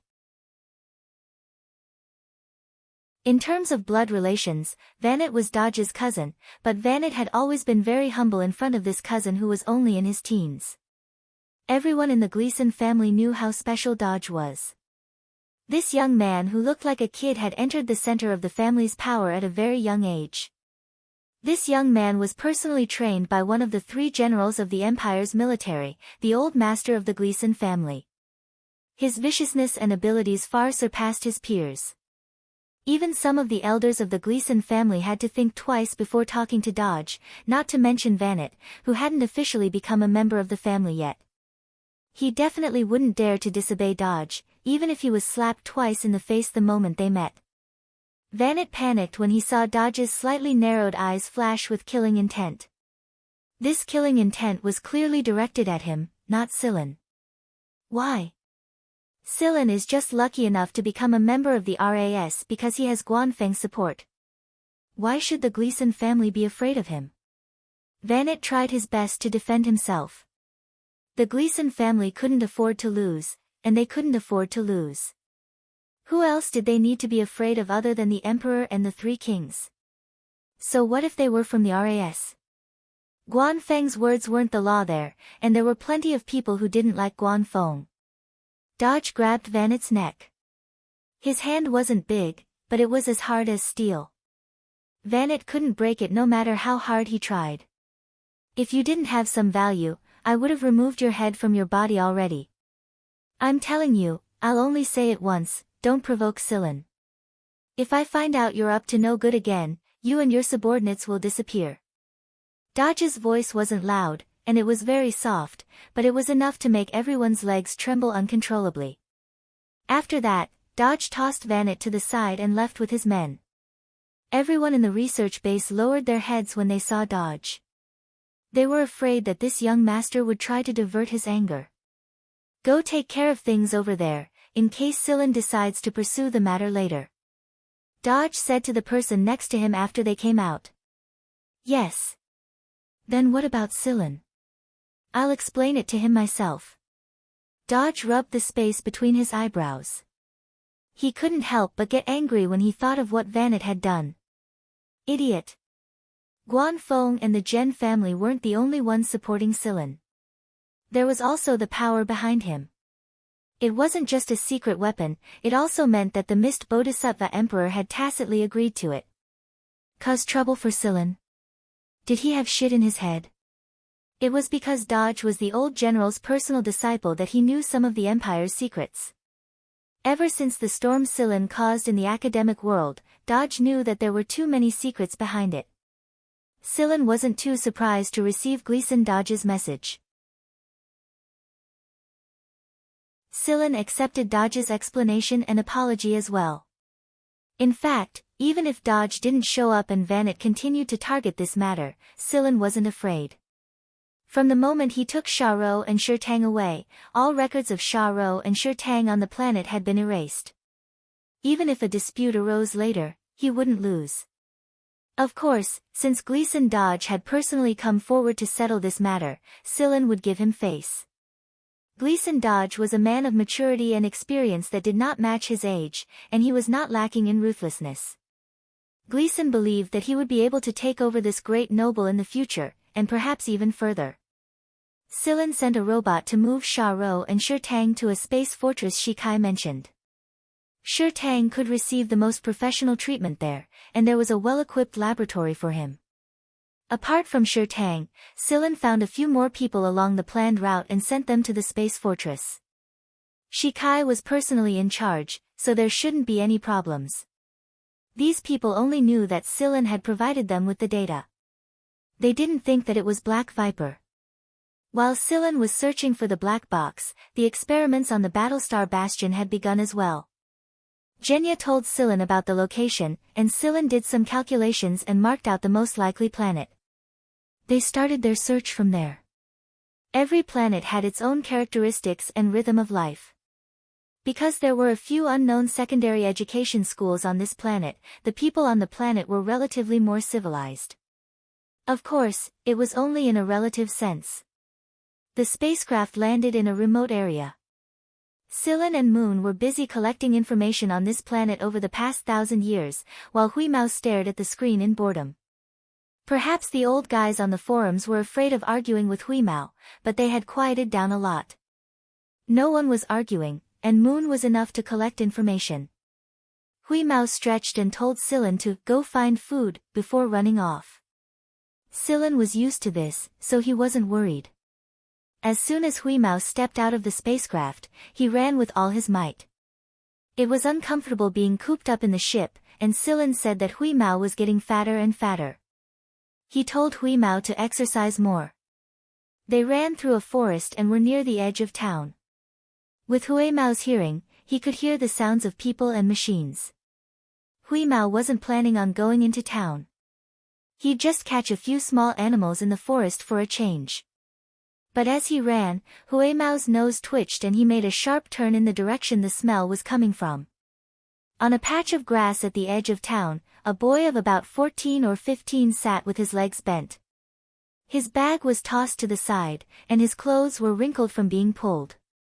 There were a few footprints on his clothes, and it was obvious he'd just gotten into a fight. At this moment, the young man was holding a light-heated lunchbox and eating the fish balls inside. This was his lunch. As he ate, the boy felt a weight on his wrist, and he found 2 fat cat paws on it. The fish ball on the fork fell because of this sudden movement, but it was swallowed by the cat's mouth before it fell to the ground. The boy maintained his previous action and stared at the fat cat that appeared without a sound. Was it because he was too engrossed in his thoughts and didn't pay attention to the movements around him? The boy stared at the cat, and the cat stared back at the boy with its round eyes, the fish balls in the lunchbox. "You want to eat?" Huimao nodded. "Isn't this nonsense? Why would I come here if I didn't want to eat?" The boy thought about it, and just when Huimao thought the person would hand him the lunchbox, he suddenly sped up and shoved a few fish balls into his mouth. Huimao, but before Huimao got mad, the boy placed the lunchbox in front of Huimao. There were 3 fish balls left inside. "This is my lunch. You can't let me starve, right?" the boy said while chewing the fish balls in his mouth. "That's more like it," Huimao muttered. Puff, the boy spat out the fish ball he was chewing in his mouth. "You can talk. This cat can talk. It should be a high-class breed. I heard that only rich people can afford to raise them." Huimao flicked his ears and ignored the boy's meaningless time-wasting question. He concentrated on eating the fish balls in the lunchbox. The boy wiped his mouth and observed the fat cat that was eating his lunch in front of him. There was no sign, no locator. How could he find the owner if the cat ran out? Was the locator implanted under the skin? After Huimao finished eating, he looked at the boy again. It was too little, just enough to fill the gap between his teeth. "No, that's all I have." The boy spread his hands, then lay down and looked at the sky with his arms as a pillow. "No more." Huimao licked his mouth, walked to the boy's bag, and lifted his paw to open it. "Hey, it's impolite to rummage through other people's bags." "What is polite?" Huimao continued to rummage. The boy, intermediate school, curriculum. "Aha, you're skipping class." Huimao looked as if he had caught the boy's weak point and proudly wagged his tail. The boy curled his lips. "What is skipping class?" Huimao's whiskers trembled. This boy actually used this trick. He looked at the bag again. There was really nothing to eat. When he was about to leave, he saw the boy lying on the grass and began to weave a frog. This kind of straw frog was a little different from ordinary ones, with some extra skills. The youth turned over and laid on his stomach. Facing a tree not far away, he pressed the grass-knitted frog behind him. When he released it, the grass-knitted frog would jump high and rush towards the tree. After hitting the tree, the grass-knitted frog would bounce back and land right beside the youth's hand. This movement looked very familiar. The boy must have come here often to do this. Looking at the jumping straw frog, Huimao rubbed his paw. His paw was itchy, the boy pressed the straw frog that bounced back and let it continue to jump toward the tree. A fat figure appeared in the air and slapped the straw frog that was about to hit the tree. The boy's eyes twitched. This fat cat could actually jump so high. It was so fat, but it was still quite agile. Huimao bent his paw and pushed the straw frog towards the boy. The boy then continued to flick the frog and Huimao continued to slap it. Looking at the fat cat jumping around, the boy smiled. This cat definitely didn't know how much fat it was shaking when it jumped. After playing for a while, Huimao felt that it was no longer challenging and stopped playing. He hooked the straw frog with his paw and looked at the boy. This frog is pretty good. Of course, I've been playing this since I was young. I've also tried it. This grass is tough and has the best effect. The boy said proudly. What grass is this? What's its scientific name? Huimao continued to ask. The boy frowned. I don't know, why are you looking at me like that? Who would have the time to find out the scientific name of this weed? Huimao looked at the boy with disdain. You've been making it for fun since you were young. After playing for so many years, you don't even know its scientific name. The boy felt that the fat cat in front of him was not cute at all. Not cute at all. Humph. The boy got up and ignored Huimao. He patted the grass off his clothes and left with his bag. Hey, where are you going? Huimao followed behind him. It's none of your business. Aren't you afraid that your owner will worry about you running around? No. Aren't you afraid that I'll sell you? Sell me. Huimao didn't care. Pausing, the boy turned to look at Huimao. Why are you following me? I want to know where you bought your fish balls. I didn't buy them. I made them myself. The boy looked at Huimao, whose eyes were obviously lit up. Then, he turned and ran. Judging from the size of this cat, its appetite was definitely not a joke. Just like the ant next door said, why are people poor? They are all poor because they eat. It was definitely not a good thing to be pestered by this fat cat. The boy seemed to see the scene of the fish that he didn't stock up disappearing one by one. Fuck. The more he thought about it, the faster he ran. There weren't many people on the streets of the small town at this time. Even if someone saw the boy running like he was a ghost, they just shook their head and didn't say anything. Everyone knew that this kid was a good fighter, so they didn't have the time to care about him. After running across a street and around a corner, the boy leaned against the wall and panted slightly. When he looked up, he saw a pair of round cat eyes. The boy, Huimao, calmly squatted on top of the trash can, grinned and raised his paw to say hello. Yo. Yo my ass. The boy leaned against the wall and squatted down, covering his face. This fat cat, this damn fatty.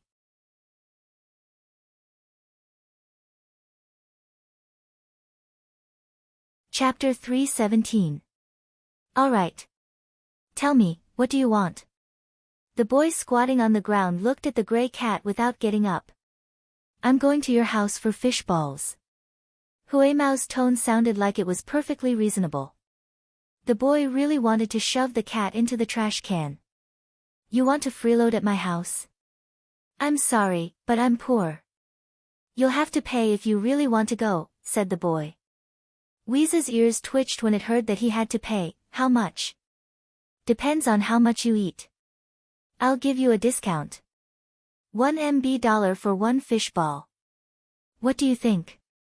Huimao compared the difference between the fish balls and the fish biscuits he'd eaten before and decided that it was a good deal. Fine.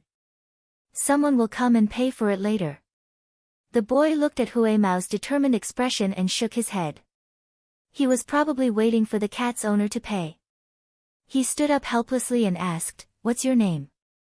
If no one came to pay at that time, they could just send out a notice and forget about it.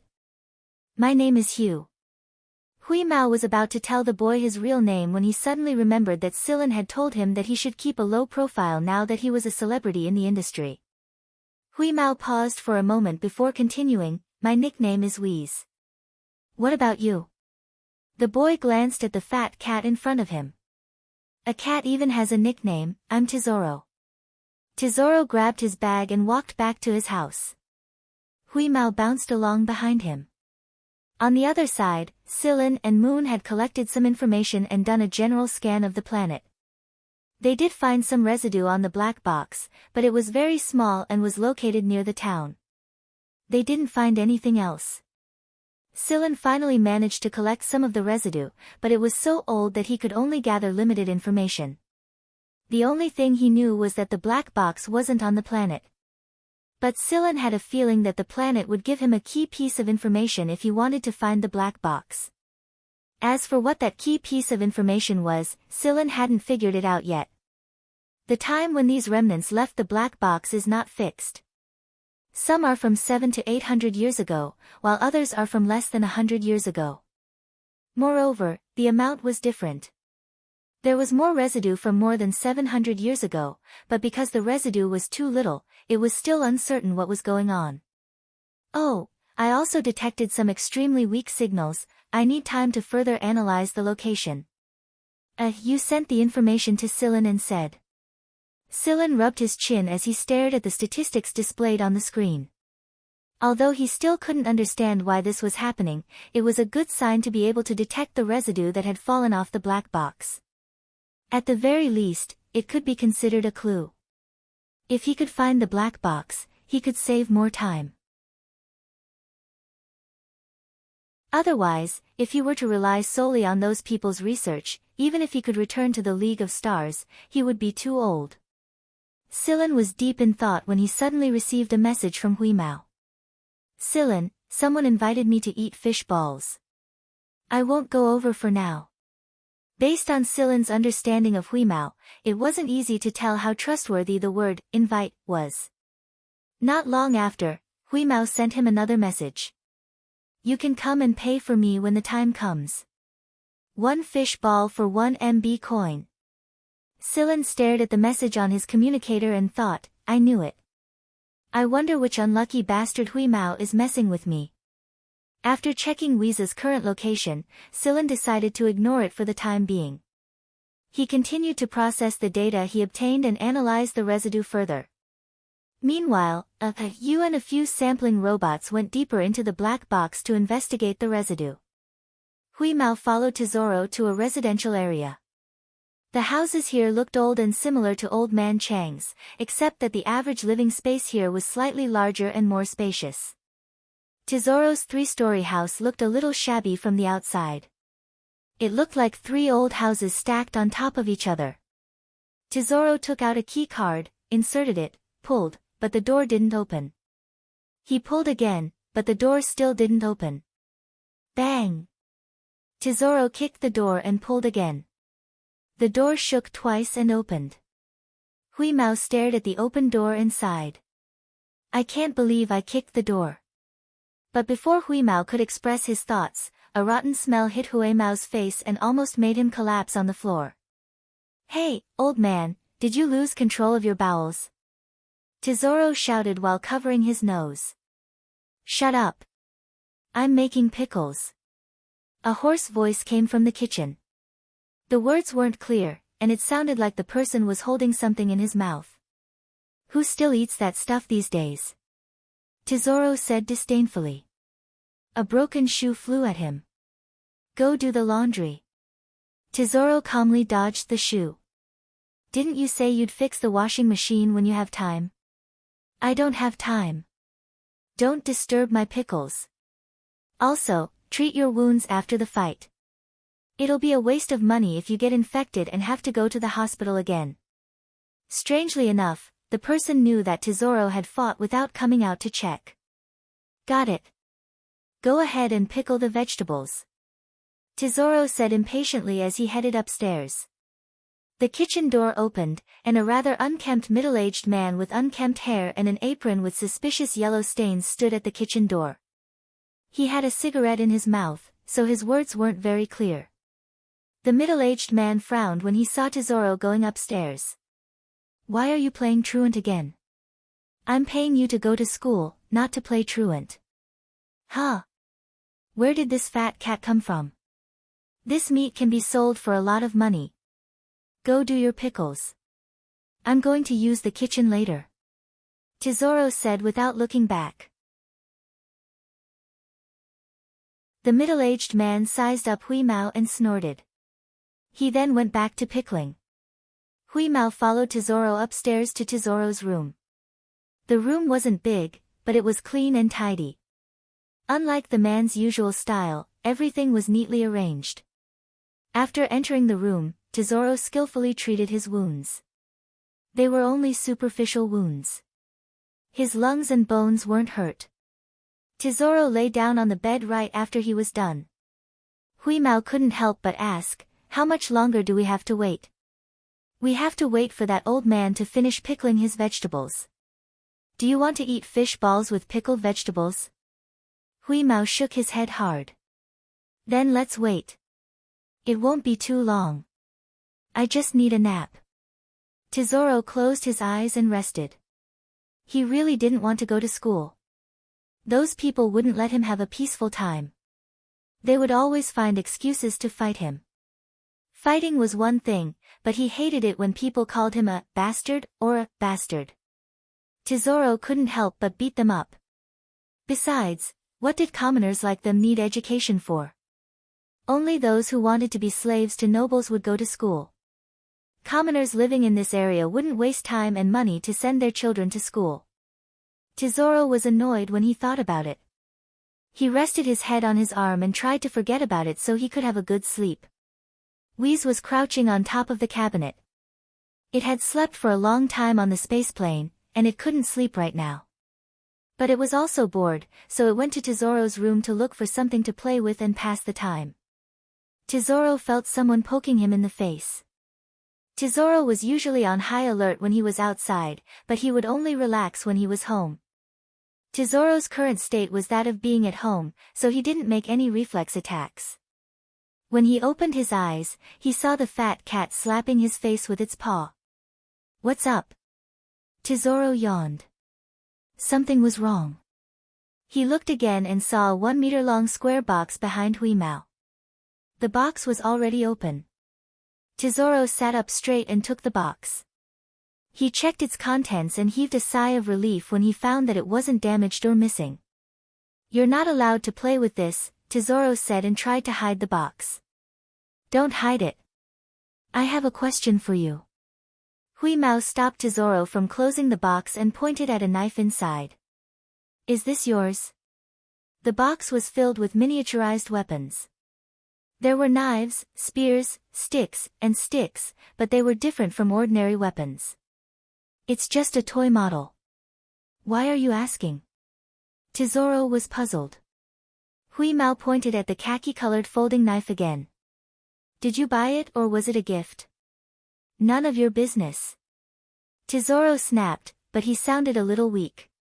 Ignoring the fat cat, Tesoro closed the box and was about to hide it again when he paused and looked at Hui Mao. "Why are you interested in it?" "I can make one for you if you like it. But the price will be different." "Why would I want a model?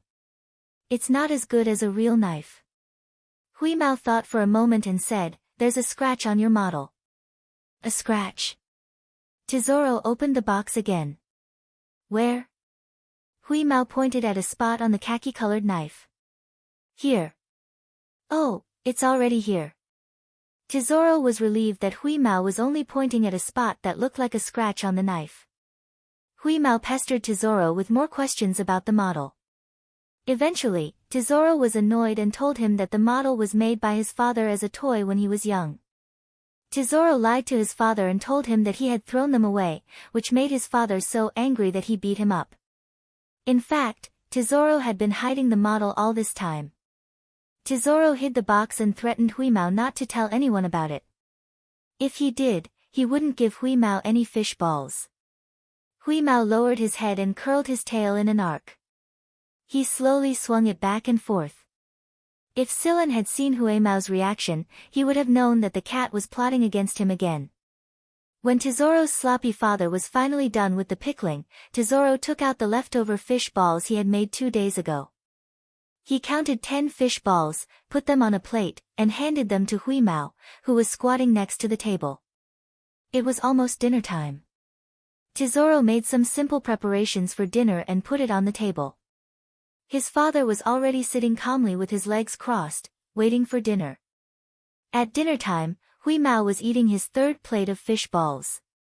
Every now and then, Hui Mao would poke Tesoro's sloppy father.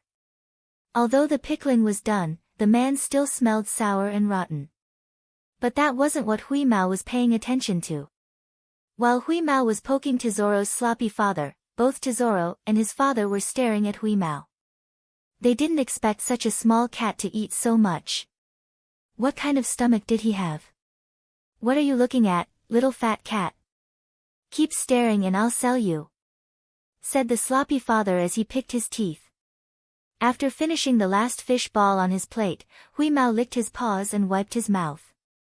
He then looked at his father. Were you a soldier? The man who was picking his teeth absent-mindedly paused and narrowed his eyes. Although there was still a hint of a smile on his face, Tesoro knew that his father's knife was about to reach out to him. Ignoring Tesoro's look, Hui Mao continued licking his paws. You know Tu Ba. Xing. 5 knife-like fingers pressed against Hui Mao. Those were the special bones on Tesoro's father's fingers. He was a half-mutant. Tesoro, on the other hand, had a quarter of mutant blood in him. This was why many people thought that Tesoro was dirty. Whenever mutants were involved, people would look down on them and they would have to endure hostility and ostracism. It only took a moment for the 5 special bones to press against Hui Mao's round head. It was clear that this man wasn't as sloppy as he looked. Right now, the man's eyes were filled with murderous intent, as if he would kill Hui Mao again if he said anything. If this person was like a sloppy worm a moment ago, then he was like a lion that was about to start hunting. He was still the same man who smelled like pickles, but anyone who stood in front of him would feel the bloodthirst and murderous aura. However, Hui Mao calmly licked his paws as if he didn't see it. He had seen Tu Ba's folding knife before. The scratches on the knife were actually Tu Ba's personal markings. If he hadn't met Tu Ba at Black Viper's test site, Hui Mao wouldn't have known about this. Shu Sag stared at the cat who was still licking its paws calmly. He didn't know if the cat was calm or slow. But after waiting for a long time, the cat was still licking its paws and wiping its face, completely ignoring him. Shu Sag couldn't wait any longer. How do you know Tu Ba? Shu Sag's 5 special bones were still pressed against Hui Mao, and his other hand was secretly signing to Tesoro in a language that only he and Tesoro could understand. Tesoro had mixed feelings when he saw Shu Sag's secret code, but he still backed away obediently and left the matter to his father to handle. He didn't expect to bring back not only a glutton but also a huge problem.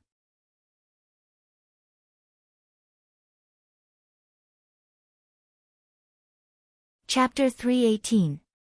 Hui Mao licked his paws. The man in front of him must know Tu Ba, and they should be on good terms. But why was he reacting so strongly? Are you Tu Ba's comrades in arms?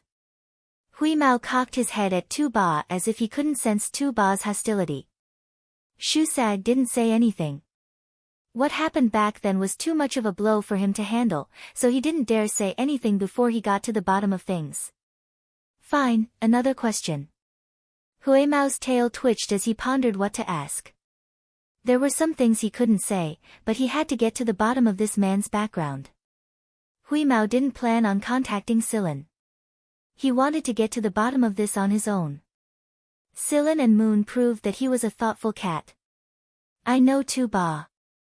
We were teammates before. But that kid isn't strong enough. He's barely holding us back. Weeza's words caused Shu Sag's face to twitch abruptly. Tu Ba isn't strong enough.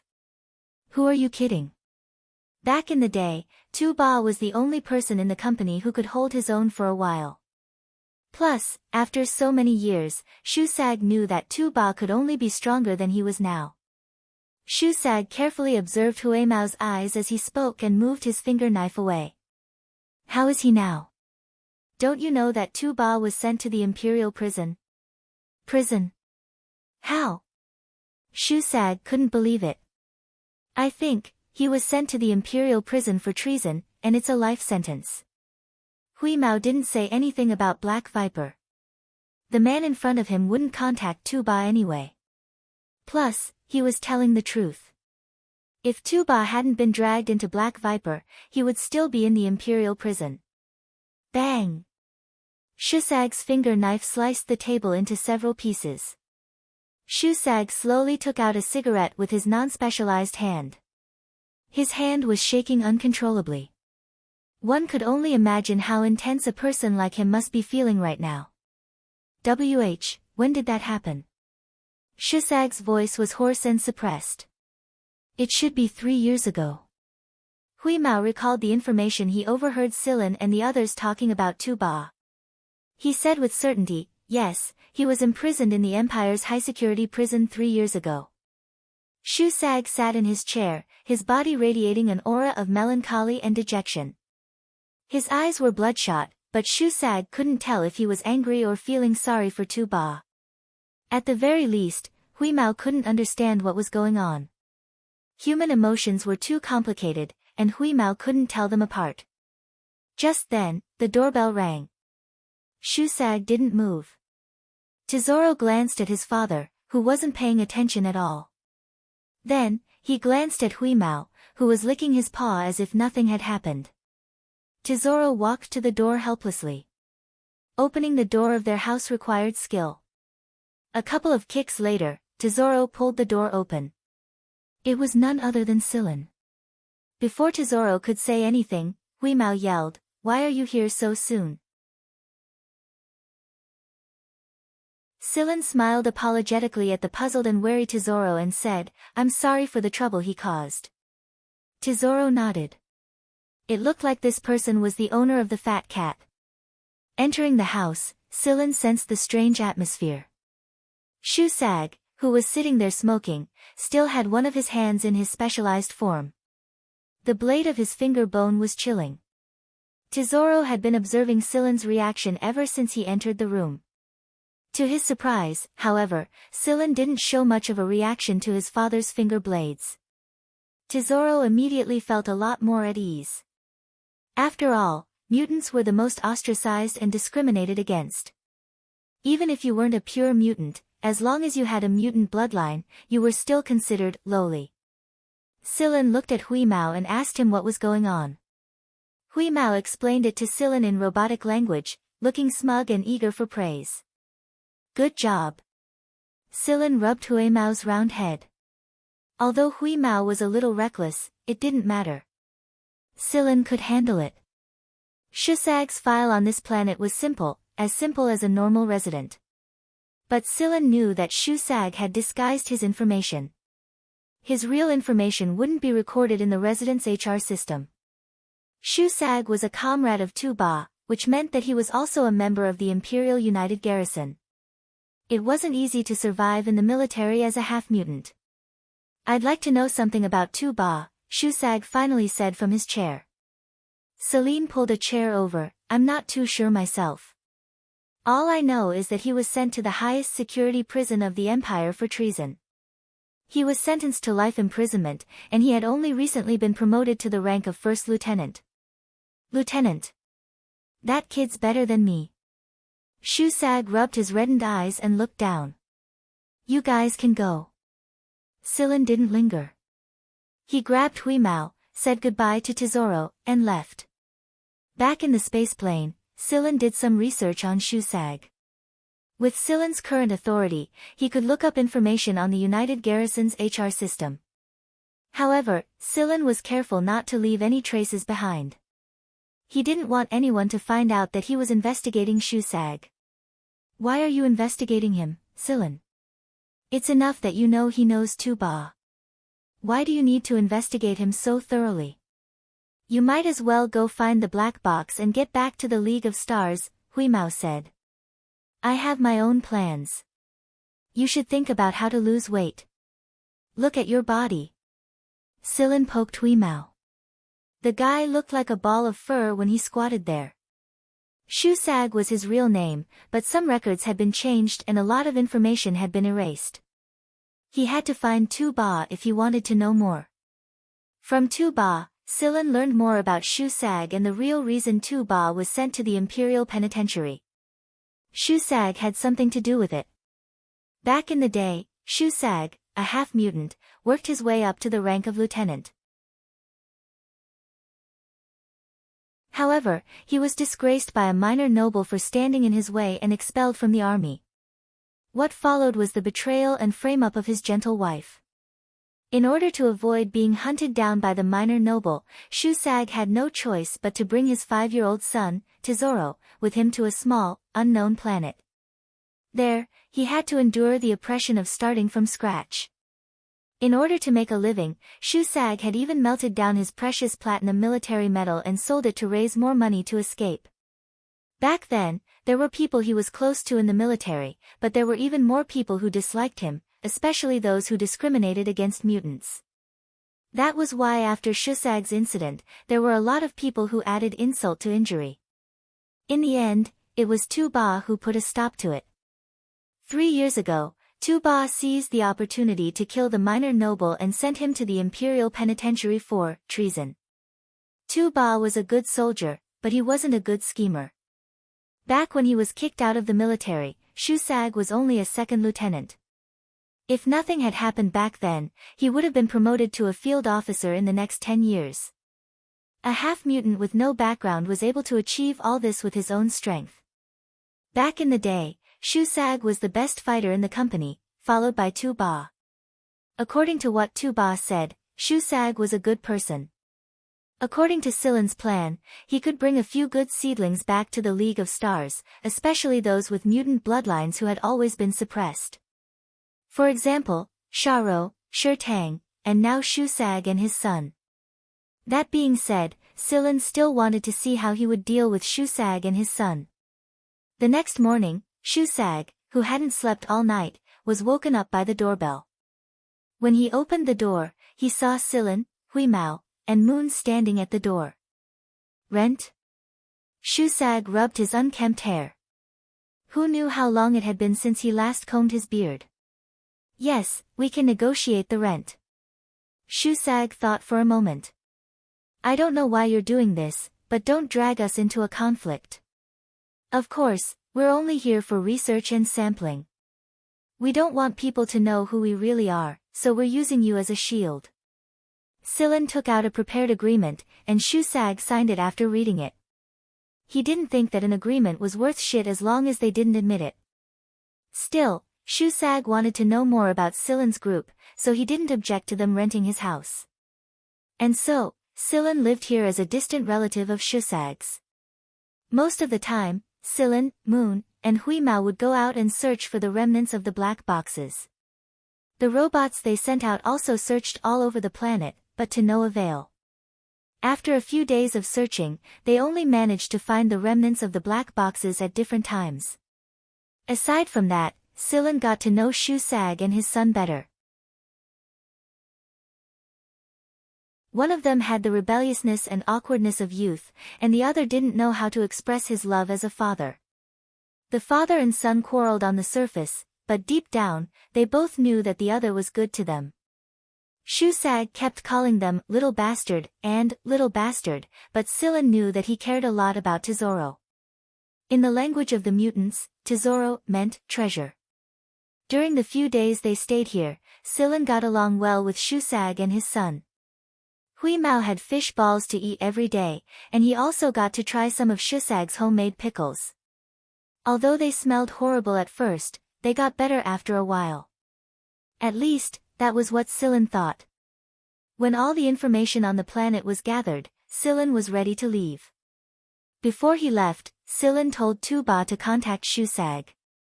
Of course, he didn't tell him about Black Viper and left out some of the key details.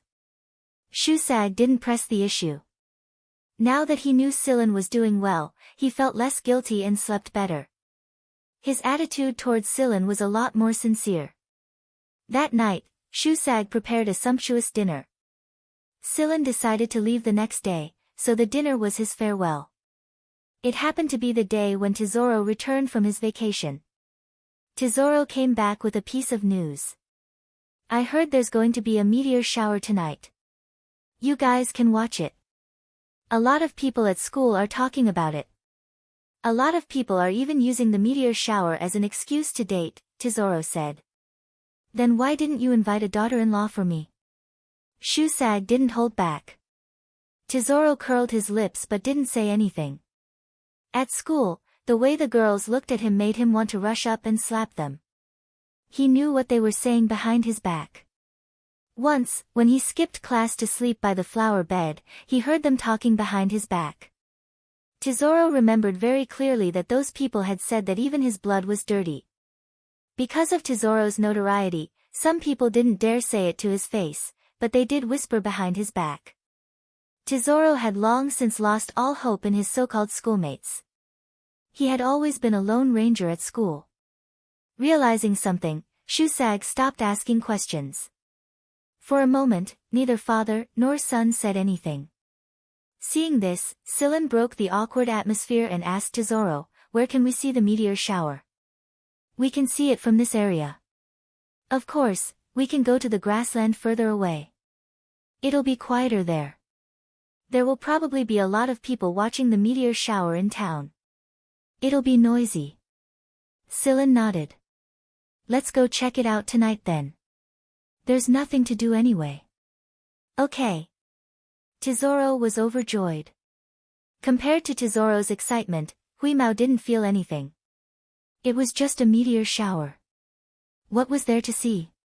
He might as well sleep at home. That being said, Huimao followed Silen and the others to the grassland further away from town where he first encountered Tesoro. The meteor shower arrived in the wee hours of the morning. The friction between the atmosphere created countless sparkling ribbons, which excited many young people. Even from where they stood, they could hear the shouts of the youngsters in town. However, there wasn't much romance to speak of here. All they did was take care of Tesoro's curiosity. Beep beep beep beep, the urgent notification surprised Silen, but his expression changed when he saw the data sent back by the probe robots scattered around the area. Moon also noticed that something was wrong. As the meteor shower arrived, he detected the signal of residual matter. Although the signal wasn't obvious, it was definitely the signal of residual matter. The residual matter really came from outside the planet and came with the meteor shower. Meteor shower, looking at the bright light streaking across the sky like raindrops, Silen shuddered. He turned to Huimao, who was yawning, and Moon, who was counting the signal points, and said, "Check the comets orbiting this star region." Seeing that Silen and the others were suddenly busy, Tesoro pushed Shusag in confusion. "Old man, why are they checking the comets?" "How would I know? I'm not educated." "Aren't you from an intermediate school?" "Tesoro." "Celine, this is the result of our investigation." Moon projected the results in front of him. The image showed all the periodic comets in this star region, their orbits, and the places the planet had passed. "Don't call back the probes. Let them continue to collect the residual matter that came with the meteor shower. Let's go back to the spaceplane," Silen said to Moon. "We're leaving." "Oh, right." Silen paused and looked back at the father and son. "Maybe I'll contact you again soon. Don't move." After that, Silen turned around and ran to the spaceplane parked in the woods with Moon and Huimao.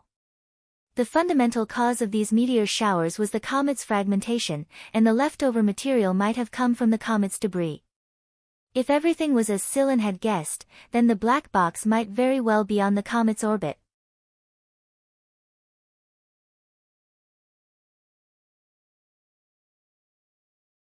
Chapter 319. After returning to the spaceplane, Silen, Huimao, and Moon analyzed the information and found the comet in the meteor shower. Then, Silen sent out several trackers to track the comet to see if there was any signal from the black box. Silen did some calculations.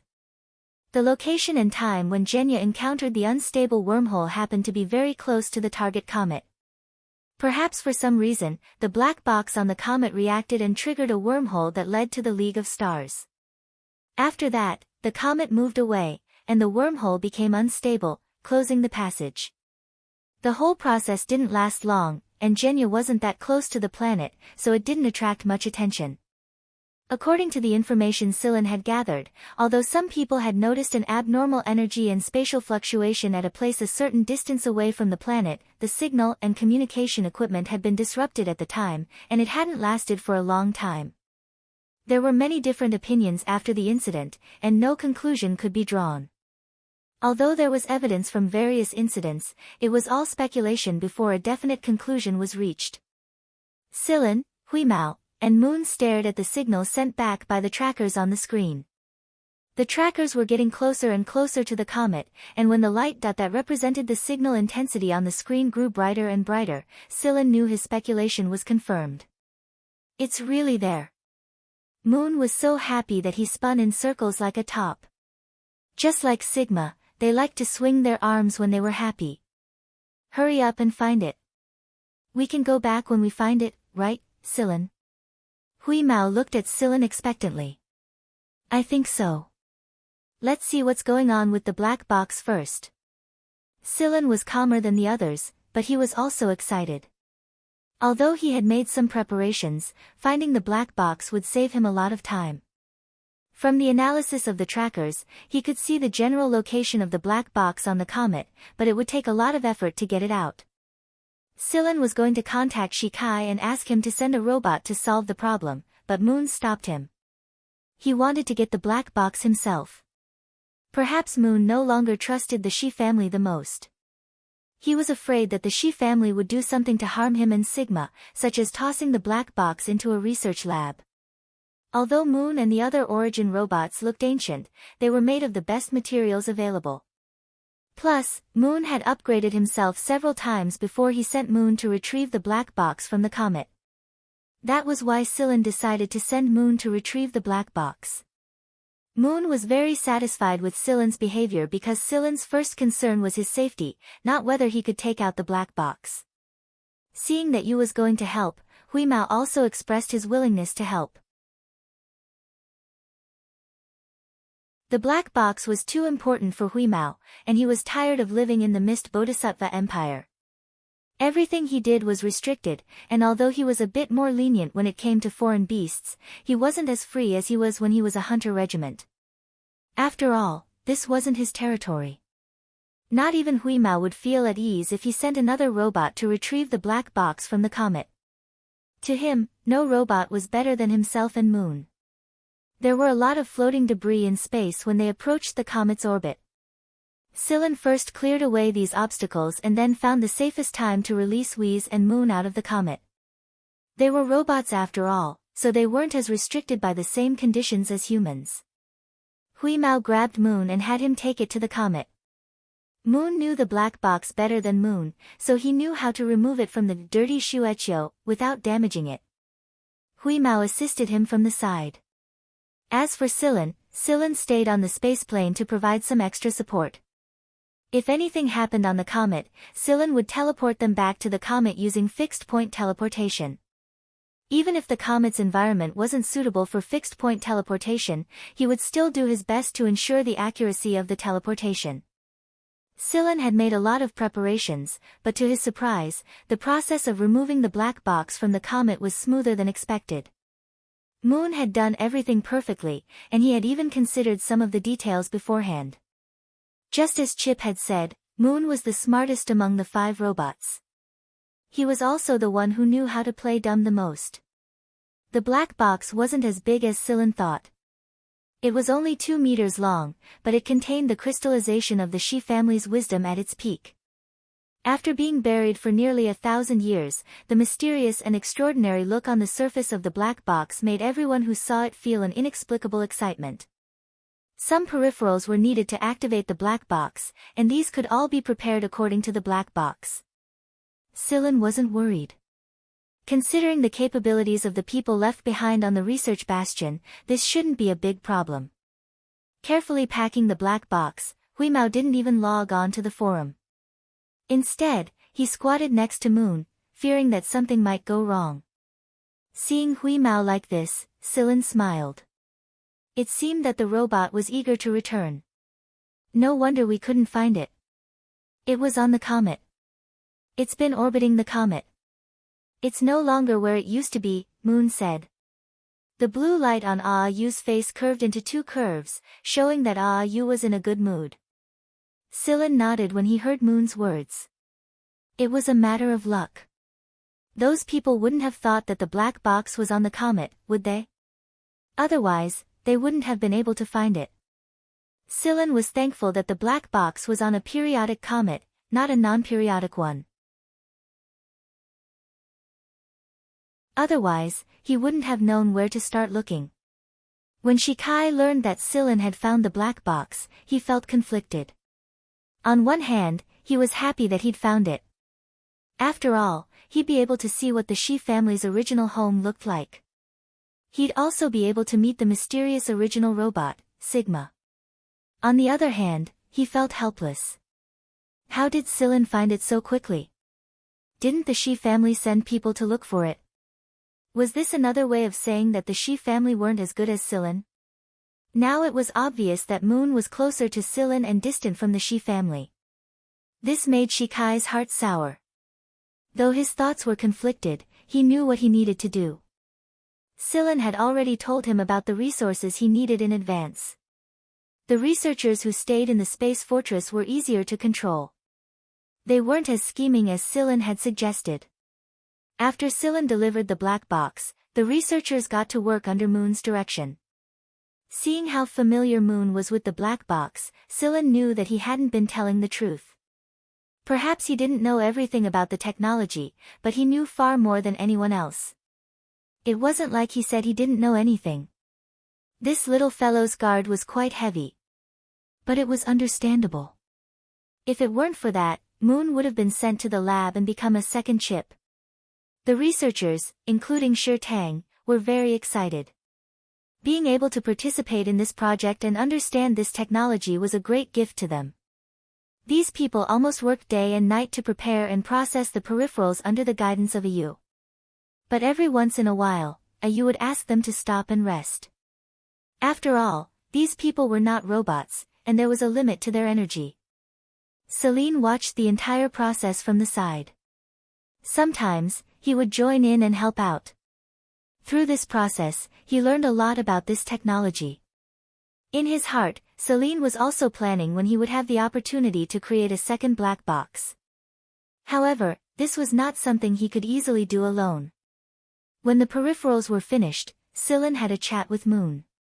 All that was left to do was debug and check. Moon was the only one who could do this. He had set up a very complicated password for the black box. There were a few things Celine needed to take care of before he returned to the League of Stars.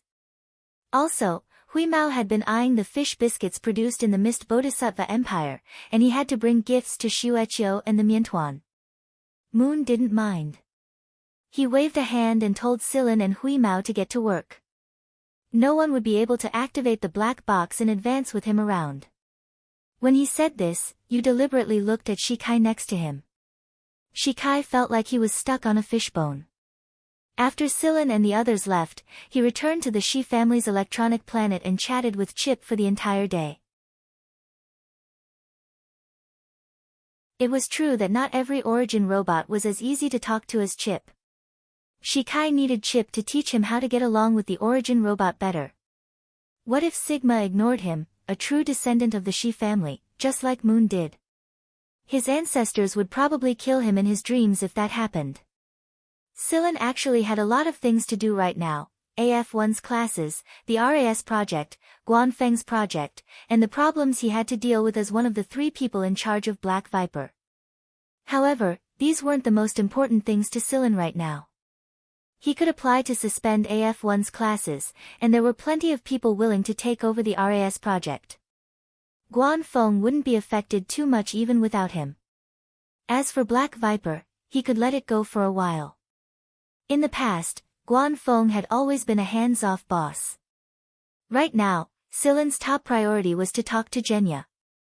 When Silen arrived at the courtyard next to the artificial sea, Genya was sitting on a recliner under a tree. "Master."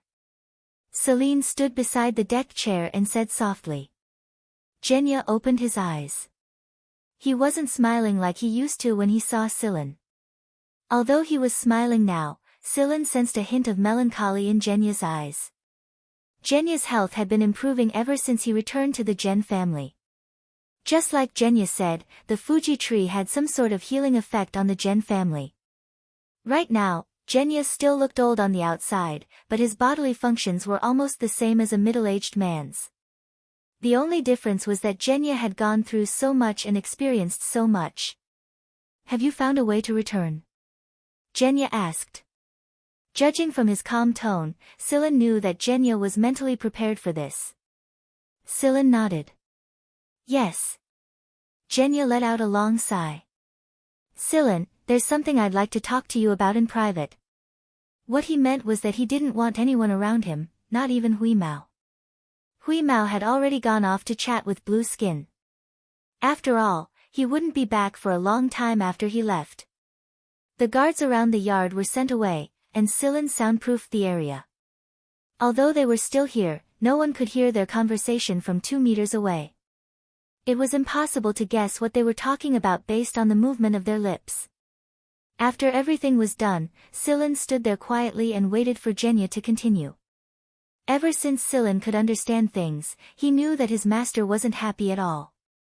Hina said that it was because Genya was missing someone. Later, when Silen received the ring with the curly leaf pattern, he thought that Genya was like that because he missed the Gen family of the Mist Bodhisattva Empire. But after returning to the Gen family, Silen realized that wasn't entirely the case. Silen didn't know who Genya was missing, and he didn't ask about it.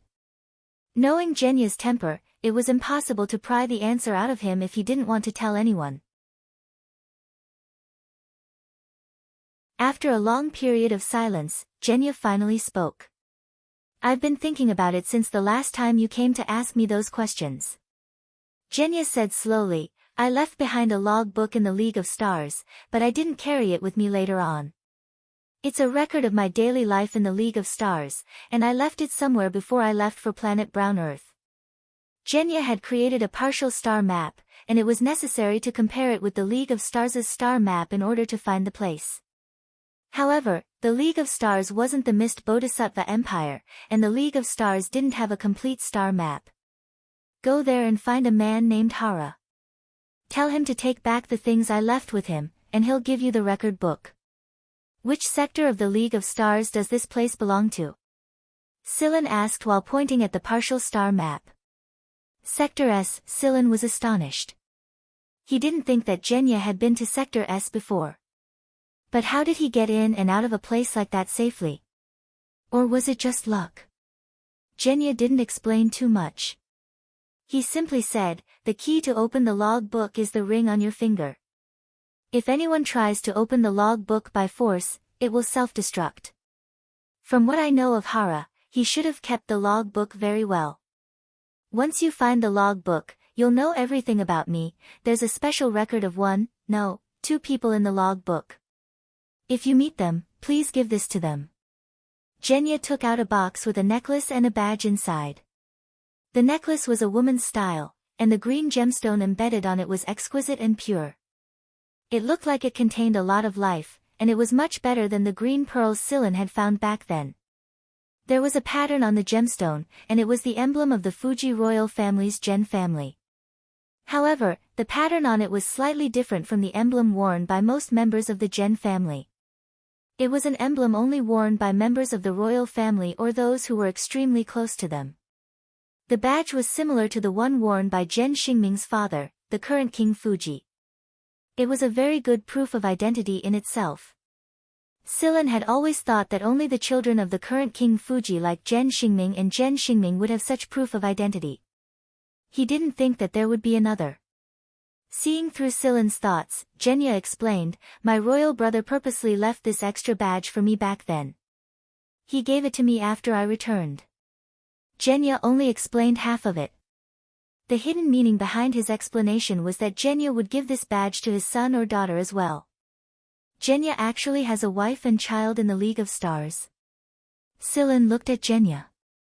He still had a lot of questions, but Genya's, "Don't ask me, I don't want to say anything," look didn't come out of his mouth. He would know everything once he found the log book. Sillin accepted the box containing the 2 items. "You're not going to meet them?" Genya lowered his eyes and didn't say anything. However, his lips were tightly pursed and his fingers were rubbing his sleeves. Seeing Genya like this, Sillin knew that Genya was conflicted. He said, "If possible, I'll see if I can bring them to reunite with you."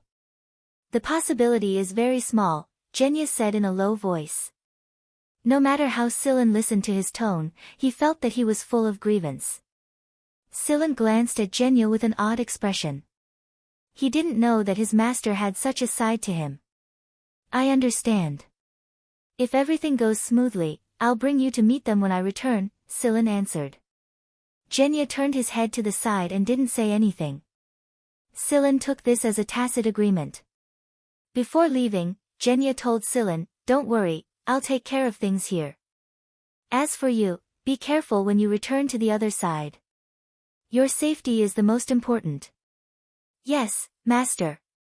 I know what to do. Don't worry." Sillin gave Genya a hug before leaving the courtyard. He brought Hui Mao to buy the fish biscuits and gifts it had been longing for.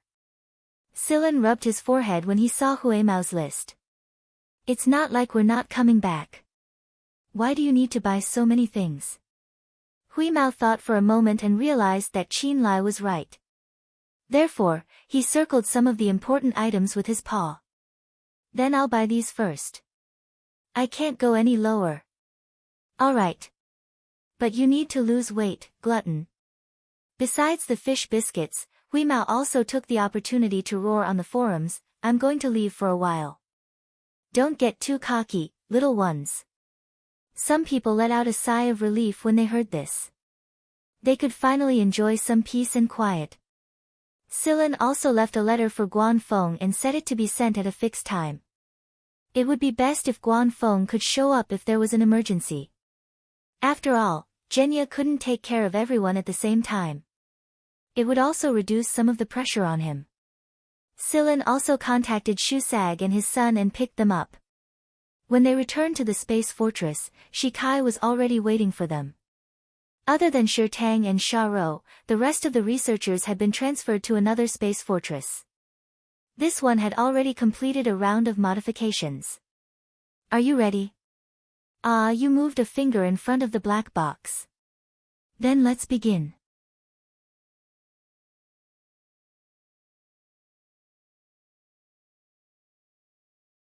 Chapter 320. Moon activated the black box, and with the help of the peripherals, a vortex began to form in front of the bastion. The edges of the vortex were dotted with nebulae, but the center of the vortex was pitch black. As the vortex grew larger and larger, the bastion looked like an ant in the face of it. The area they'd chosen was remote, with no habitable planets nearby. They didn't have to worry about being discovered. This vortex was much larger than the wormhole Genya had encountered all those years ago.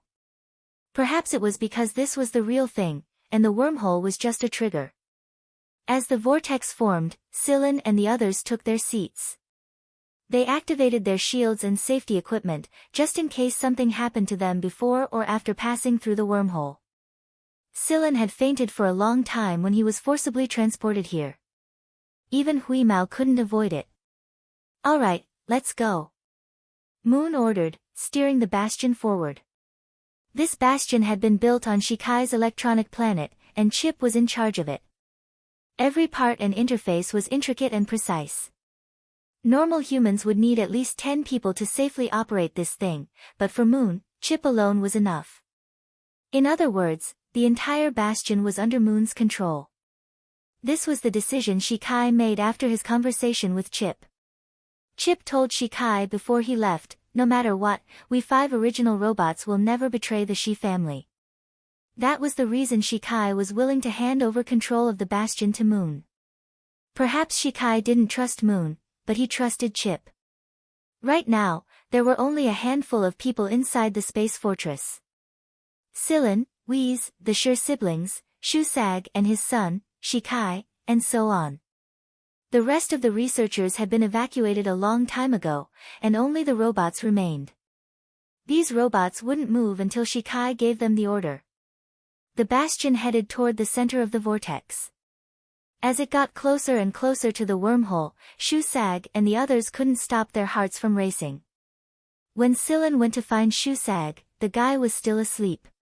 When Silen told him about his plan, Shusag's first reaction was that he was still dreaming. After all, someone suddenly said, "Let's go. I'll take you to another galaxy to live the life you want." For someone who'd been through so much and dreamed of breaking free from the shackles of nobility, Silen's words were like seeing holy light. After slapping himself a few times, Shusag circled around the house and confirmed with Silen. Then, he summoned Tesoro, who was still in class at school, back to his room.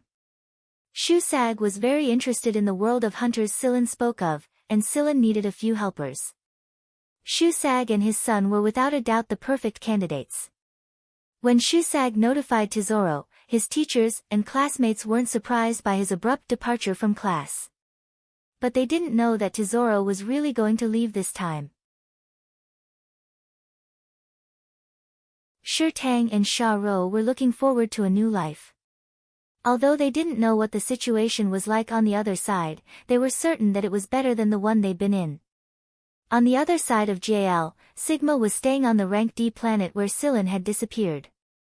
It was the only one left on the planet, along with the instruments and equipment on the planet. Back in the underground base, he had Lovag's guardian beasts to keep him company. Now, even the Lovag beasts were gone. Ever since Silen and Hui Mao left, he was the only one left on the planet. Sigma tried to repair the equipment, but found that it couldn't be fixed in a short amount of time. All the settings were messed up, so he had to repair them to kill time. His heart of glass had shattered a long time ago. At the time, the underground tunnel was almost completely drained of energy, and the connection nodes were in serious disarray. The machine language, radiation caused by Hui Mao before he was sucked into the tunnel had nearly paralyzed all the electronic equipment inside the tunnel. Come to think of it, Hui Mao was the main culprit. Of course, no one else knew about it. Today, Sigma was quietly repairing its equipment and playing some cheerful music. Otherwise, it would have felt lonely since it was the only person on the planet. Suddenly, Sigma sensed a familiar signal. The music stopped abruptly, and Sigma confirmed the signal's authenticity. Then, it screamed and ran out of the underground tunnel, arms waving. When Sigma saw the space-time vortex forming in the sky, the familiar signal grew even stronger. It knew who the signal belonged to. It would never forget it even after 1,000 years. You. The blue band on Sigma's face flickered like an expectant heartbeat. When the space-time vortex had expanded to a certain size, a space bastion emerged from it and slowly approached the planet. Once the bastion was out of the vortex began to fade away. Wheeze! Sigma cried out in pleasant surprise. In addition to Yu's signal, it received Hui Mao's signal as well. This was a great surprise for Sigma. "Sigma, I'm here to pick you up," Yu said excitedly. "You!" Sigma's thrusters roared to life, and an opening opened in the bastion's hull for Sigma to enter. The two brothers who had only met each other after 1,000 years were waving their arms and circling around each other. Shikai felt like crying when he saw the robot fly into the bastion. This was Sigma. His ancestors could only see Sigma through images. But now, Shikai was seeing Sigma for real. No one interrupted the brothers' reunion.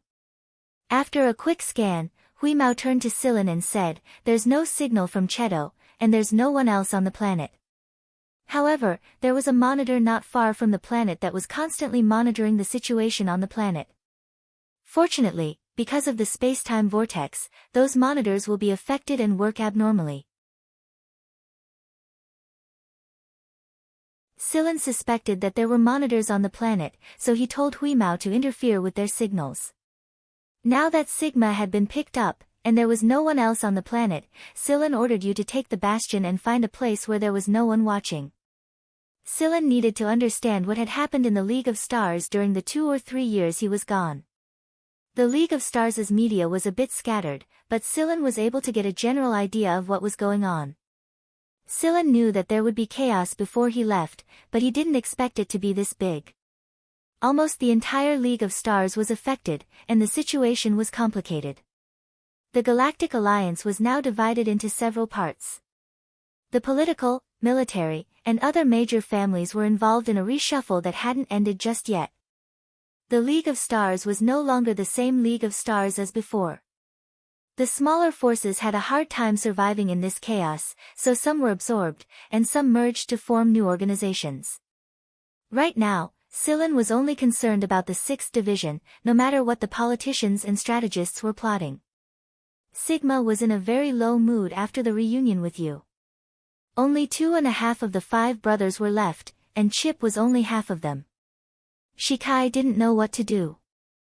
Although he wasn't the one who did all those stupid things, he was still the head of the Shi family. He had to shoulder all the responsibility. To Shikai's relief, Sigma wasn't as scheming as Moon. Just like he knew, Sigma wasn't as scheming as Moon. Since Shikai was his master's descendant, Sigma would treat him well. "Where's Cheto, Sigma?" Scylla asked. Shikai and the others were carrying the translation device Scylla made, so they could understand the language Scylla was using right now. Sigma's mood dropped even further when the topic was brought up. Cheto has left the 6th Division. He left Vanguard after the 6th Squad changed hands. The 6th Division changed hands? Scylla hadn't expected this to happen. Yes. Due to the beginning of the Great Chaos, some small hunter regiments were absorbed by Vanguard, and the 10B squadrons under Vanguard were reorganized accordingly. The current commander of the 6th Division is a member of the A Squad. The original commander, Shotten, has been transferred to the A Squad, and 2 new lieutenants have been replaced. However, due to an internal conflict, Cheto left with Diaz and Asha. Rikulab went home, and he left with Dr. Murnichi Tico. The other familiar faces seemed to have left one after another, but since they were only a minority and the entire 6th B Squadron was in the midst of reorganization, we didn't bother with them. Those who wanted to leave have already left. Did Ji Feng give any explanation for my disappearance? Scylla asked. No. Part of the reason Yudi and the others left was to search for you. I don't know anything else, but I can contact the 6th Division's base. Cheto was the one who told me the rest of the information. Can you contact Cheto? Yes. Wait a moment. Sigma quickly pulled himself together and contacted Cheto. The 2 robots had their own unique way of contacting each other. Back then, Cheto had told Sigma to contact him if Scylla and Huimao returned. It didn't take long for Sigma to contact Cheto. In the video, Cheto was dressed in sportswear. No one knew where he was. The usually expressionless Cheto smiled brightly when he saw Scylla and Huimao. His eyes were bright and full of life. He was already rushing over after receiving Scylla's current star map coordinates. Shikai stared at the brightly smiling man in the video and asked a little hesitantly, "Is that Cheto really a robot?" "Yeah, he's a robot. He's very similar to Sigma and the others," Scylla said. Cheto had learned more emotions now, and he was able to express them like a human. Shusag and the others' jaws nearly hit the floor when they learned the truth. They really couldn't tell which part of Cheto looked like a robot. Moreover, when Scylla and the others were talking to Cheto, it didn't feel like they were talking to a robot at all. It was like they were old friends. "What do you plan to do next, Scylla?" Sigma asked. Sigma and Moon shared the same thought when they learned that their master was long gone, and that their brothers and sisters were either dead or crippled. They would stay here and observe the situation for now. If Scylla and the others were to return to the Mist Bodhisattva Empire, they would follow them. The black box was in their hands, so they could go back any time they wanted. Shikai also said that he would stay here for a while. He wanted to learn more about this star system, and he was very curious about Cheto. He hoped that he could learn something from his interaction with the Origin robots. Sillin thinks for a moment before saying, "Can you contact Ji Feng for me, Sigma?" "He told you how to contact him, right?" "He did." Sigma contacted Ji Feng, but Sillin told it to send him an encrypted message first. Meanwhile, on planet ZJ-100, Ji Feng was holding a meeting with the leaders of the A Squad. Suddenly, his communicator rang with a message. Ji Feng didn't mind it at all. He only checked the message after he was done talking. But after reading the encrypted message, Ji Feng couldn't stay calm any longer. He abruptly rose to his feet, left the meeting room, and went to his personal lounge to contact Sigma. Ji Feng was very happy to see Sillin in the video. Sillin didn't hide the fact that the Mist Bodhisattva Empire was located in another star system. Sillin knew that Ji Feng wouldn't provoke the Mist Bodhisattva Empire unless he was an idiot. The Mist Bodhisattva Empire was an entire empire. It was an entire empire, a whole entity. If they hadn't taken care of their own side, they absolutely couldn't afford to let the Mist Bodhisattva Empire take advantage of their weakness. If the Mist Bodhisattva Empire intervened forcefully, not even the Vanguard would have an easy time. In fact, they might even face annihilation. It was only after the situation in the League of Stars was stabilized that he could make contact with the Mist Bodhisattva Empire. Sillin didn't say too much about his life on the other side. Ji Feng didn't think that Sillin would be able to live well in an unfamiliar and huge empire ruled by nobles in just 2 or 3 years. That being said, Ji Feng's attitude towards the Mist Bodhisattva Empire was exactly as Sillin had predicted. He wouldn't make contact with them for now. That being said, Ji Feng was very happy that Sillin was able to bring back such big news. He had high hopes for Sillin in the first place, and now that Sillin had returned, Ji Feng planned to give Sillin the 6th Division's captain position or transfer Sillin back to the A Squadron. Sillin turned down Ji Feng's suggestion. According to the information I've gathered, the current 6th Division is no longer the 6th Division of the past. My old squad has either disbanded or left. Even if I were to return now, I'd probably have a hard time getting along with my current teammates. So, Ji Feng waited for Sillin to say something.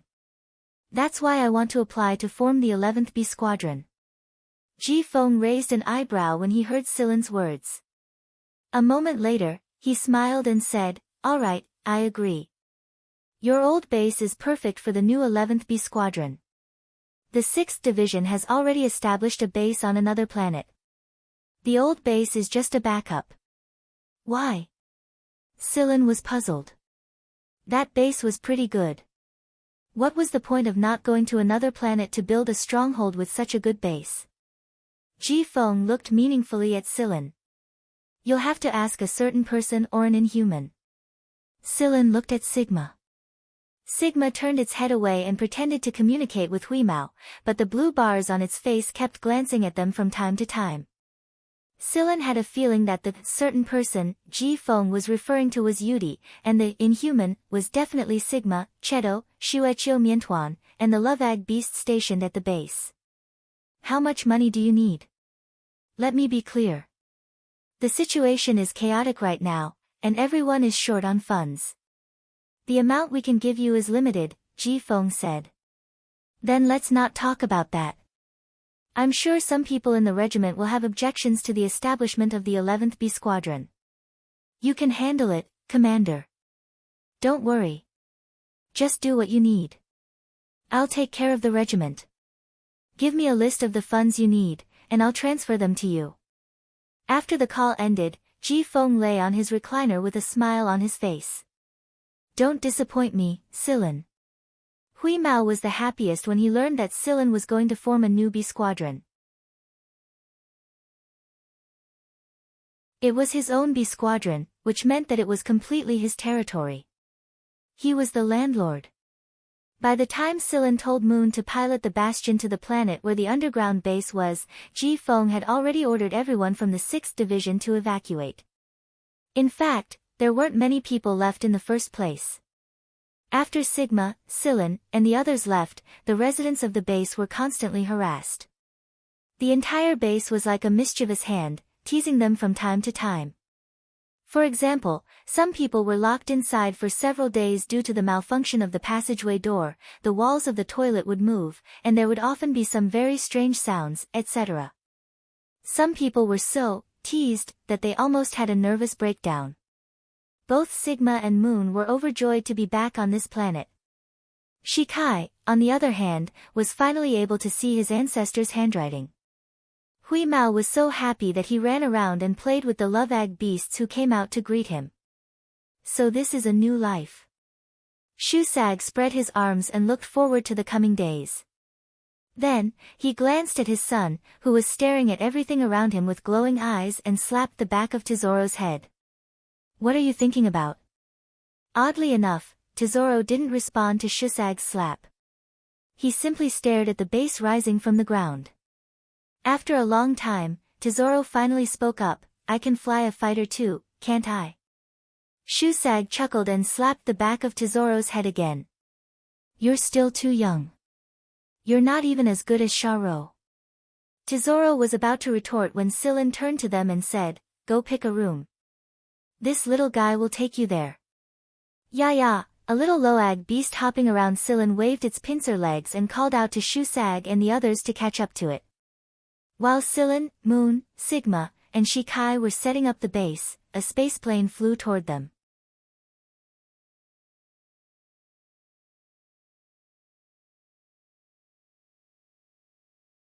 Chapter 321. It's Cheto. Hui Mao, who was rolling around in the middle of a herd of love-egg beasts, ran toward him. The incoming spaceplane wasn't small, but Cheto was the only one inside. The cabin door opened, and Cheto walked out in his sportswear. He looked like a free traveler returning to his hometown. Cheto smiled when he saw Hui Mao, who was a lot fatter than he remembered. Long time no see, Cheto. Hui Mao jumped onto Cheto's shoulder and patted him with his paw. Not bad. Did you level up? I modified it by absorbing a couple of rare metals. Cheto scratched Hui Mao's chin. Hui Mao tilted his chin and allowed Cheto to scratch it. Then, he pointed at the spaceplane behind Cheto and asked, where did you get this? I robbed it, Scylla answered calmly. Cheto was driving a small spaceplane when he left the 6th Division, but he ran into some well-equipped robbers along the way. That was why he robbed them without hesitation. Oh right, this is for you. Cheto took off the ring on his finger. It was the ring Hui Mao and Scylla had given him before they left. It was the one he got from Osculos. No need. Scylla said he'd keep this for you. Meow meow. At first, Hui Mao was going to give the subspace ring to Cheto. He often traveled with Scylla, so he could just use Scylla's ring. However, Hui Mao's tongue twitched when he saw it. The ring was filled with precious metals, energy blocks, and fish biscuits of Hui Mao's favorite flavors. It was obvious that Cheto had collected the rare metals and minerals over the past 2 or 3 years. The fish biscuits were bought while he was wandering around. You really are my blood brother, Cheto. Hui Mao laughed foolishly while holding the ring. Cheto. Blood brother. Scylla and Sigma, who were setting up the base, walked out of the building. When they saw Hui Mao squatting on Cheto's shoulder and laughing like a fool, Scylla turned to Cheto and said, welcome back. Sigma also rushed over and gave Cheto a hug. For the past 2 days, Sigma's mood had skyrocketed, and the waves on its face hadn't stopped for a single moment. It even hummed a little tune from time to time. Not far away, Shikai's eyes lit up when he saw Scylla high-fiving Cheto in a very natural manner. This robot was a bona fide original robot. It was a robot that was very close to a human. However, Shikai had no idea how far this robot's mind could stretch. He would slowly figure it out as he spent more time with it. Staying here was indeed the right choice. There were some rare metals on Cheto's spaceplane. Scylla needed to build a starship, and there were a lot of materials in the base. But no one would complain about having too many rare minerals. Before this, Silen hadn't made a move because the higher-ups of Vanguard hadn't officially agreed to form a newbie squadron. It was only yesterday that Silen finally received Ji Feng's official notice and was ready to officially summon the people who had left. Cheto had returned just in time, and he knew how to contact Yudi and the others. It saved Silen a lot of trouble. Beaver and Yudi had been guests of the 3rd B Squadron all this time. In fact, they had been guests of the 3rd B Squadron for almost 2 years now. Ever since the 6th Fleet's major reorganization and the departure of many familiar teammates, they had been guests of the 3rd B Squadron. However, they were quite popular in the 3rd B Squadron because they were both technical talents. Falvey, the commander of the 3rd B Squadron, had expressed the intention of recruiting them into the squadron, but the duo had never expressed anything about it. After receiving Silen's message, the two of them immediately packed up and left. Their departure was swift and decisive. Falvey laughed in exasperation when he saw the situation. The 3rd B Squadron was one of the strongest B Squadrons in Vanguard, and the conditions they had offered the duo were good enough. Who would have thought that they couldn't even compare to Silen's words? After Silen contacted the people, Yudi and Beaver were the first to arrive, followed by Carrie, Ba Dao, and Xiao Shang. Meichi Tiko had returned alone. Lycrabe, no, the 4th young master of the Shi family, Shi Huajing, hadn't returned with them. Lycrabe has some family matters to attend to, so he can't join the construction of this fleet, Tiko said with a smile. While speaking, she took out the little rabbit from her pocket and allowed it to play with Hui Mao and the others. The little rabbit hadn't changed at all after almost 3 years. It was just as small as before, but everyone knew that it was special, so they didn't pay it any mind. I learned from Cheto that he's the 4th young master of the Shi family right now. It's a rare opportunity to take back his power during this time of chaos. Later on, Silen secretly communicated with Shi Huajing and established a partnership. After all, no one could stand alone in this situation. Isolation would only make one situation worse. Adding a partner was like adding a helping hand, a bargaining chip to gain a firm foothold. The last to arrive were Diaz and the others. After the 6th Division was reorganized, Diaz, Asha, his newborn son, Tang Qiuqiu, Qifeng, and Xueqiu left the 6th Division together. After all, the people Tang Qiuqiu trusted the most in the 6th Division were Diaz and Silen. Since Silen wasn't here, Diaz was naturally the one who followed him. After their spaceplane landed, the first person to rush out was a ball-like fatty with a fair complexion. These gluttons have all grown fat. This was Silen's first thought after he returned. Xueqiu had grown a lot. In the past, he could be carried on Tang Qiuqiu's back, but now he was almost as tall as Silen when he stood up. After he rushed out of the hatch, he rolled into a ball and rolled back to where Silen and the others were. It didn't take long for him to join Hui Mao and the Miantuan. Right now, Tang Qiuqiu was already a young girl. Of course, if you ignored the big sniper rifle she was carrying on her back, she would make people feel closer to her. As for Qifeng, he was trying his best to keep a straight face, but the tail wagging behind him made it clear that he was actually very excited inside. Old man, they. Tesoro pointed at Qifeng, who was wagging his tail. Tesoro had been surprised when he first saw Ba Dao. Then, one by one, they appeared out of nowhere.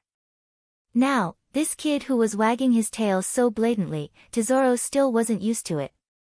After all, in the past, everyone was busy hiding their differences, afraid that they would be treated as an anomaly. But after he came with Silen, he realized that there was no need to hide anything. It didn't matter what you looked like, as long as you had the ability. This was a place where strength spoke. Call me father. Shusag slapped Tesoro on the head. Shusag had trimmed his beard and hair, and he wasn't dressed as sloppily as before. Shusag didn't look much older than Diaz now. Right now, they still had to rely on the translator to communicate with these people. That being said, they were confident that they would be able to truly integrate into this group. The more people there were, the livelier it was. For example, When they heard Carrie's familiar roar early in the morning, the gluttons who had pried open Carrie's storage cabinets and disappeared without a trace. Now that the planet was their territory, they could run anywhere they wanted, and Carrie wouldn't be able to catch them. Tang Qiuqiu was getting along well with Sha Rou, and Ba Dao and the others were sparring with Shu Sag from time to time. Silen knew that Shu Sag was a powerful fighter, which was why Ba Dao and the others couldn't win against him in the first place. While Shikai was busy building robots, he couldn't summon Moon to his office. Moon, on the other hand, kept Sigma away from Shikai's research area for fear that Shikai would dissect Sigma. In the end, Shikai had no choice but to ask Cheto for help. Cheto didn't turn him down. Helping Shikai build robots was the same as helping Silen grow his B squadron. Since he was a robot himself, Cheto shared some of his thoughts with Shikai every now and then. Shikai learned a lot from his conversations, and although his new robots didn't have much of an independent mind, some of the details had been greatly improved, and their stealth and combat power had been increased. Everything in the base was progressing in an orderly fashion. When the new team emblem was unveiled, the base held a celebration to celebrate the official birth of the 11th B Squadron and the reunion of everyone.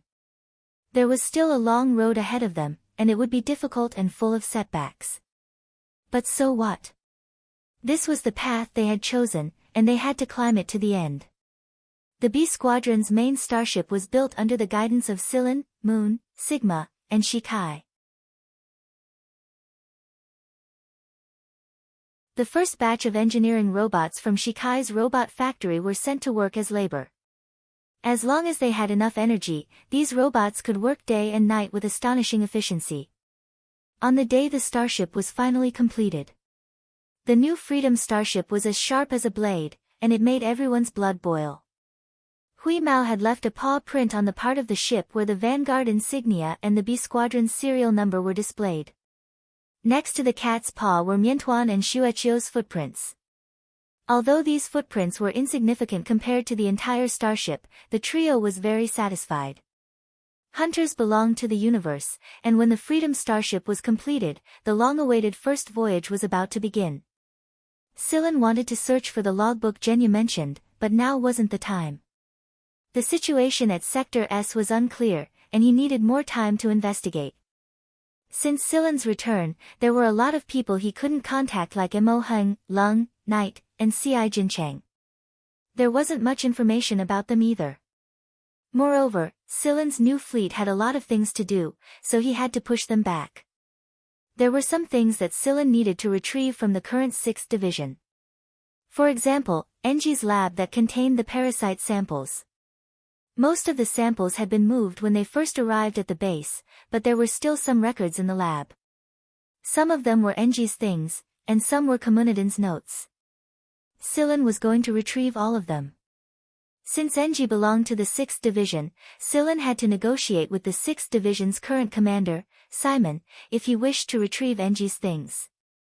Since Simon was sent from the A Squadron, Silen thought that he should start with the A Squadron directly. Therefore, Silen contacted Nada. Since Komunidin and Enji were both deceased, Nada had always taken care of Silen. When he learned that Silen wanted to retrieve Enji's things, Nada expressed his approval. In Nada's mind, the only person who could perfect Komunidin's parasitic code was Silen. When he contacted Nada, Nada told Silen that the current 6th Division commander, Simon, was someone the A Squadron had sent to train. He probably wouldn't be easy to talk to, so Nada told Silen to be prepared. To be honest, Silen knew that a person who grew up in the A Squadron would always have a sense of superiority when they stood in the B Squadrons. It was unavoidable for them to be arrogant. Silen contacted Simon and informed him beforehand, but he didn't say what he was going to do. All he said was that he was going to the 6th Division's starship to retrieve the things he left there.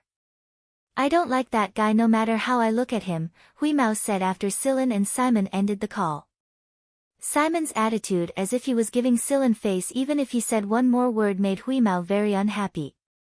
Silen flicked Hui Mao's ear but didn't explain. "Pack up and get ready to depart." "Got it." Hui Mao ran out of the B Squadron to notify the others. In reality, he was mainly there to notify the Miantuan and Shueqiu to bring the food.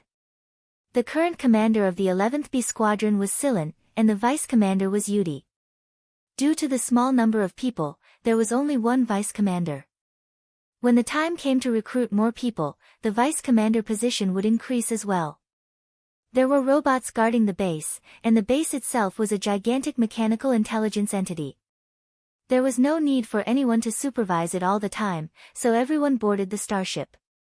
Moon and Sigma chose their own resting spots, and Shurtang, Tico, and Shikai each had their own laboratory. The starship was equipped with molecular synthesizers, medical devices and more. Silen thought that these were all things that he couldn't live without. Many of the warehouses on the starship were empty, but hunters could easily fill them up after going out for a stroll. Silen, Moon, and Sigma were responsible for piloting the starship. In fact, either Moon or Sigma could pilot the starship on autopilot. They just didn't want to stay here alone. Silen sat in the cockpit, reading a book and skimming through the League of Stars' media outlets. There were some limitations, but it was enough to get a general idea. When the starship set sail, a wave of cheers erupted inside the starship. This was their first voyage as a new team, so Carrie and Xiao Shang ran around the starship like lunatics. During the voyage, Shu Sag sparred with Carrie and gave the others some pointers. Everyone shared their experiences with one another, and as a result, they learned a lot of practical combat techniques from each other. Shurtang's body was much better now that he had been treated. His hair was growing again, and he didn't look as sickly as before. Sometimes, Shurtang would learn a thing or two from Shu Sag when he sparred with Carrie and the others. Right now, Sector Z's forces were all over the place. Silen's group did run into people from other forces during the voyage, but they all laughed when they heard that it was Vanguard's 11th B Squadron. Everyone in the League of Stars knew that Vanguard had 10 B Squadrons, not 11. So what was up with this 11th B Squadron? It had to be a disguise. That was why no one thought much of it. If it was any other B Squadron in Vanguard, they might be a little nervous, but not this one. It was a lone starship, and it was marked with Vanguard's insignia, 11. Wasn't that bullshit? Therefore, everyone thought of it as a joke. Vanguard's 11th B Squadron only had one starship. When the joke got out, some people were hoping to see Vanguard's reaction. But no one from Vanguard made a move. Every B Squadron in Vanguard had been notified of the new 11th B Squadron's existence. Therefore, even though they thought it was ridiculous and that this so-called 11th B Squadron was a disgrace to Vanguard, no one dared to voice it out in public. Right now, the 6th Division was occupying a Rank A planet. It was a very good planet, and it was one of the forces they had robbed when the League of Stars first descended into chaos. Building a stronghold on this planet was a good thing for many people, especially those who had been harassed by the underground base. Outside the 6th Division's stronghold planet, on the main starship, Simon asked the person beside him, "Is the 11th squad here yet?" "Soon.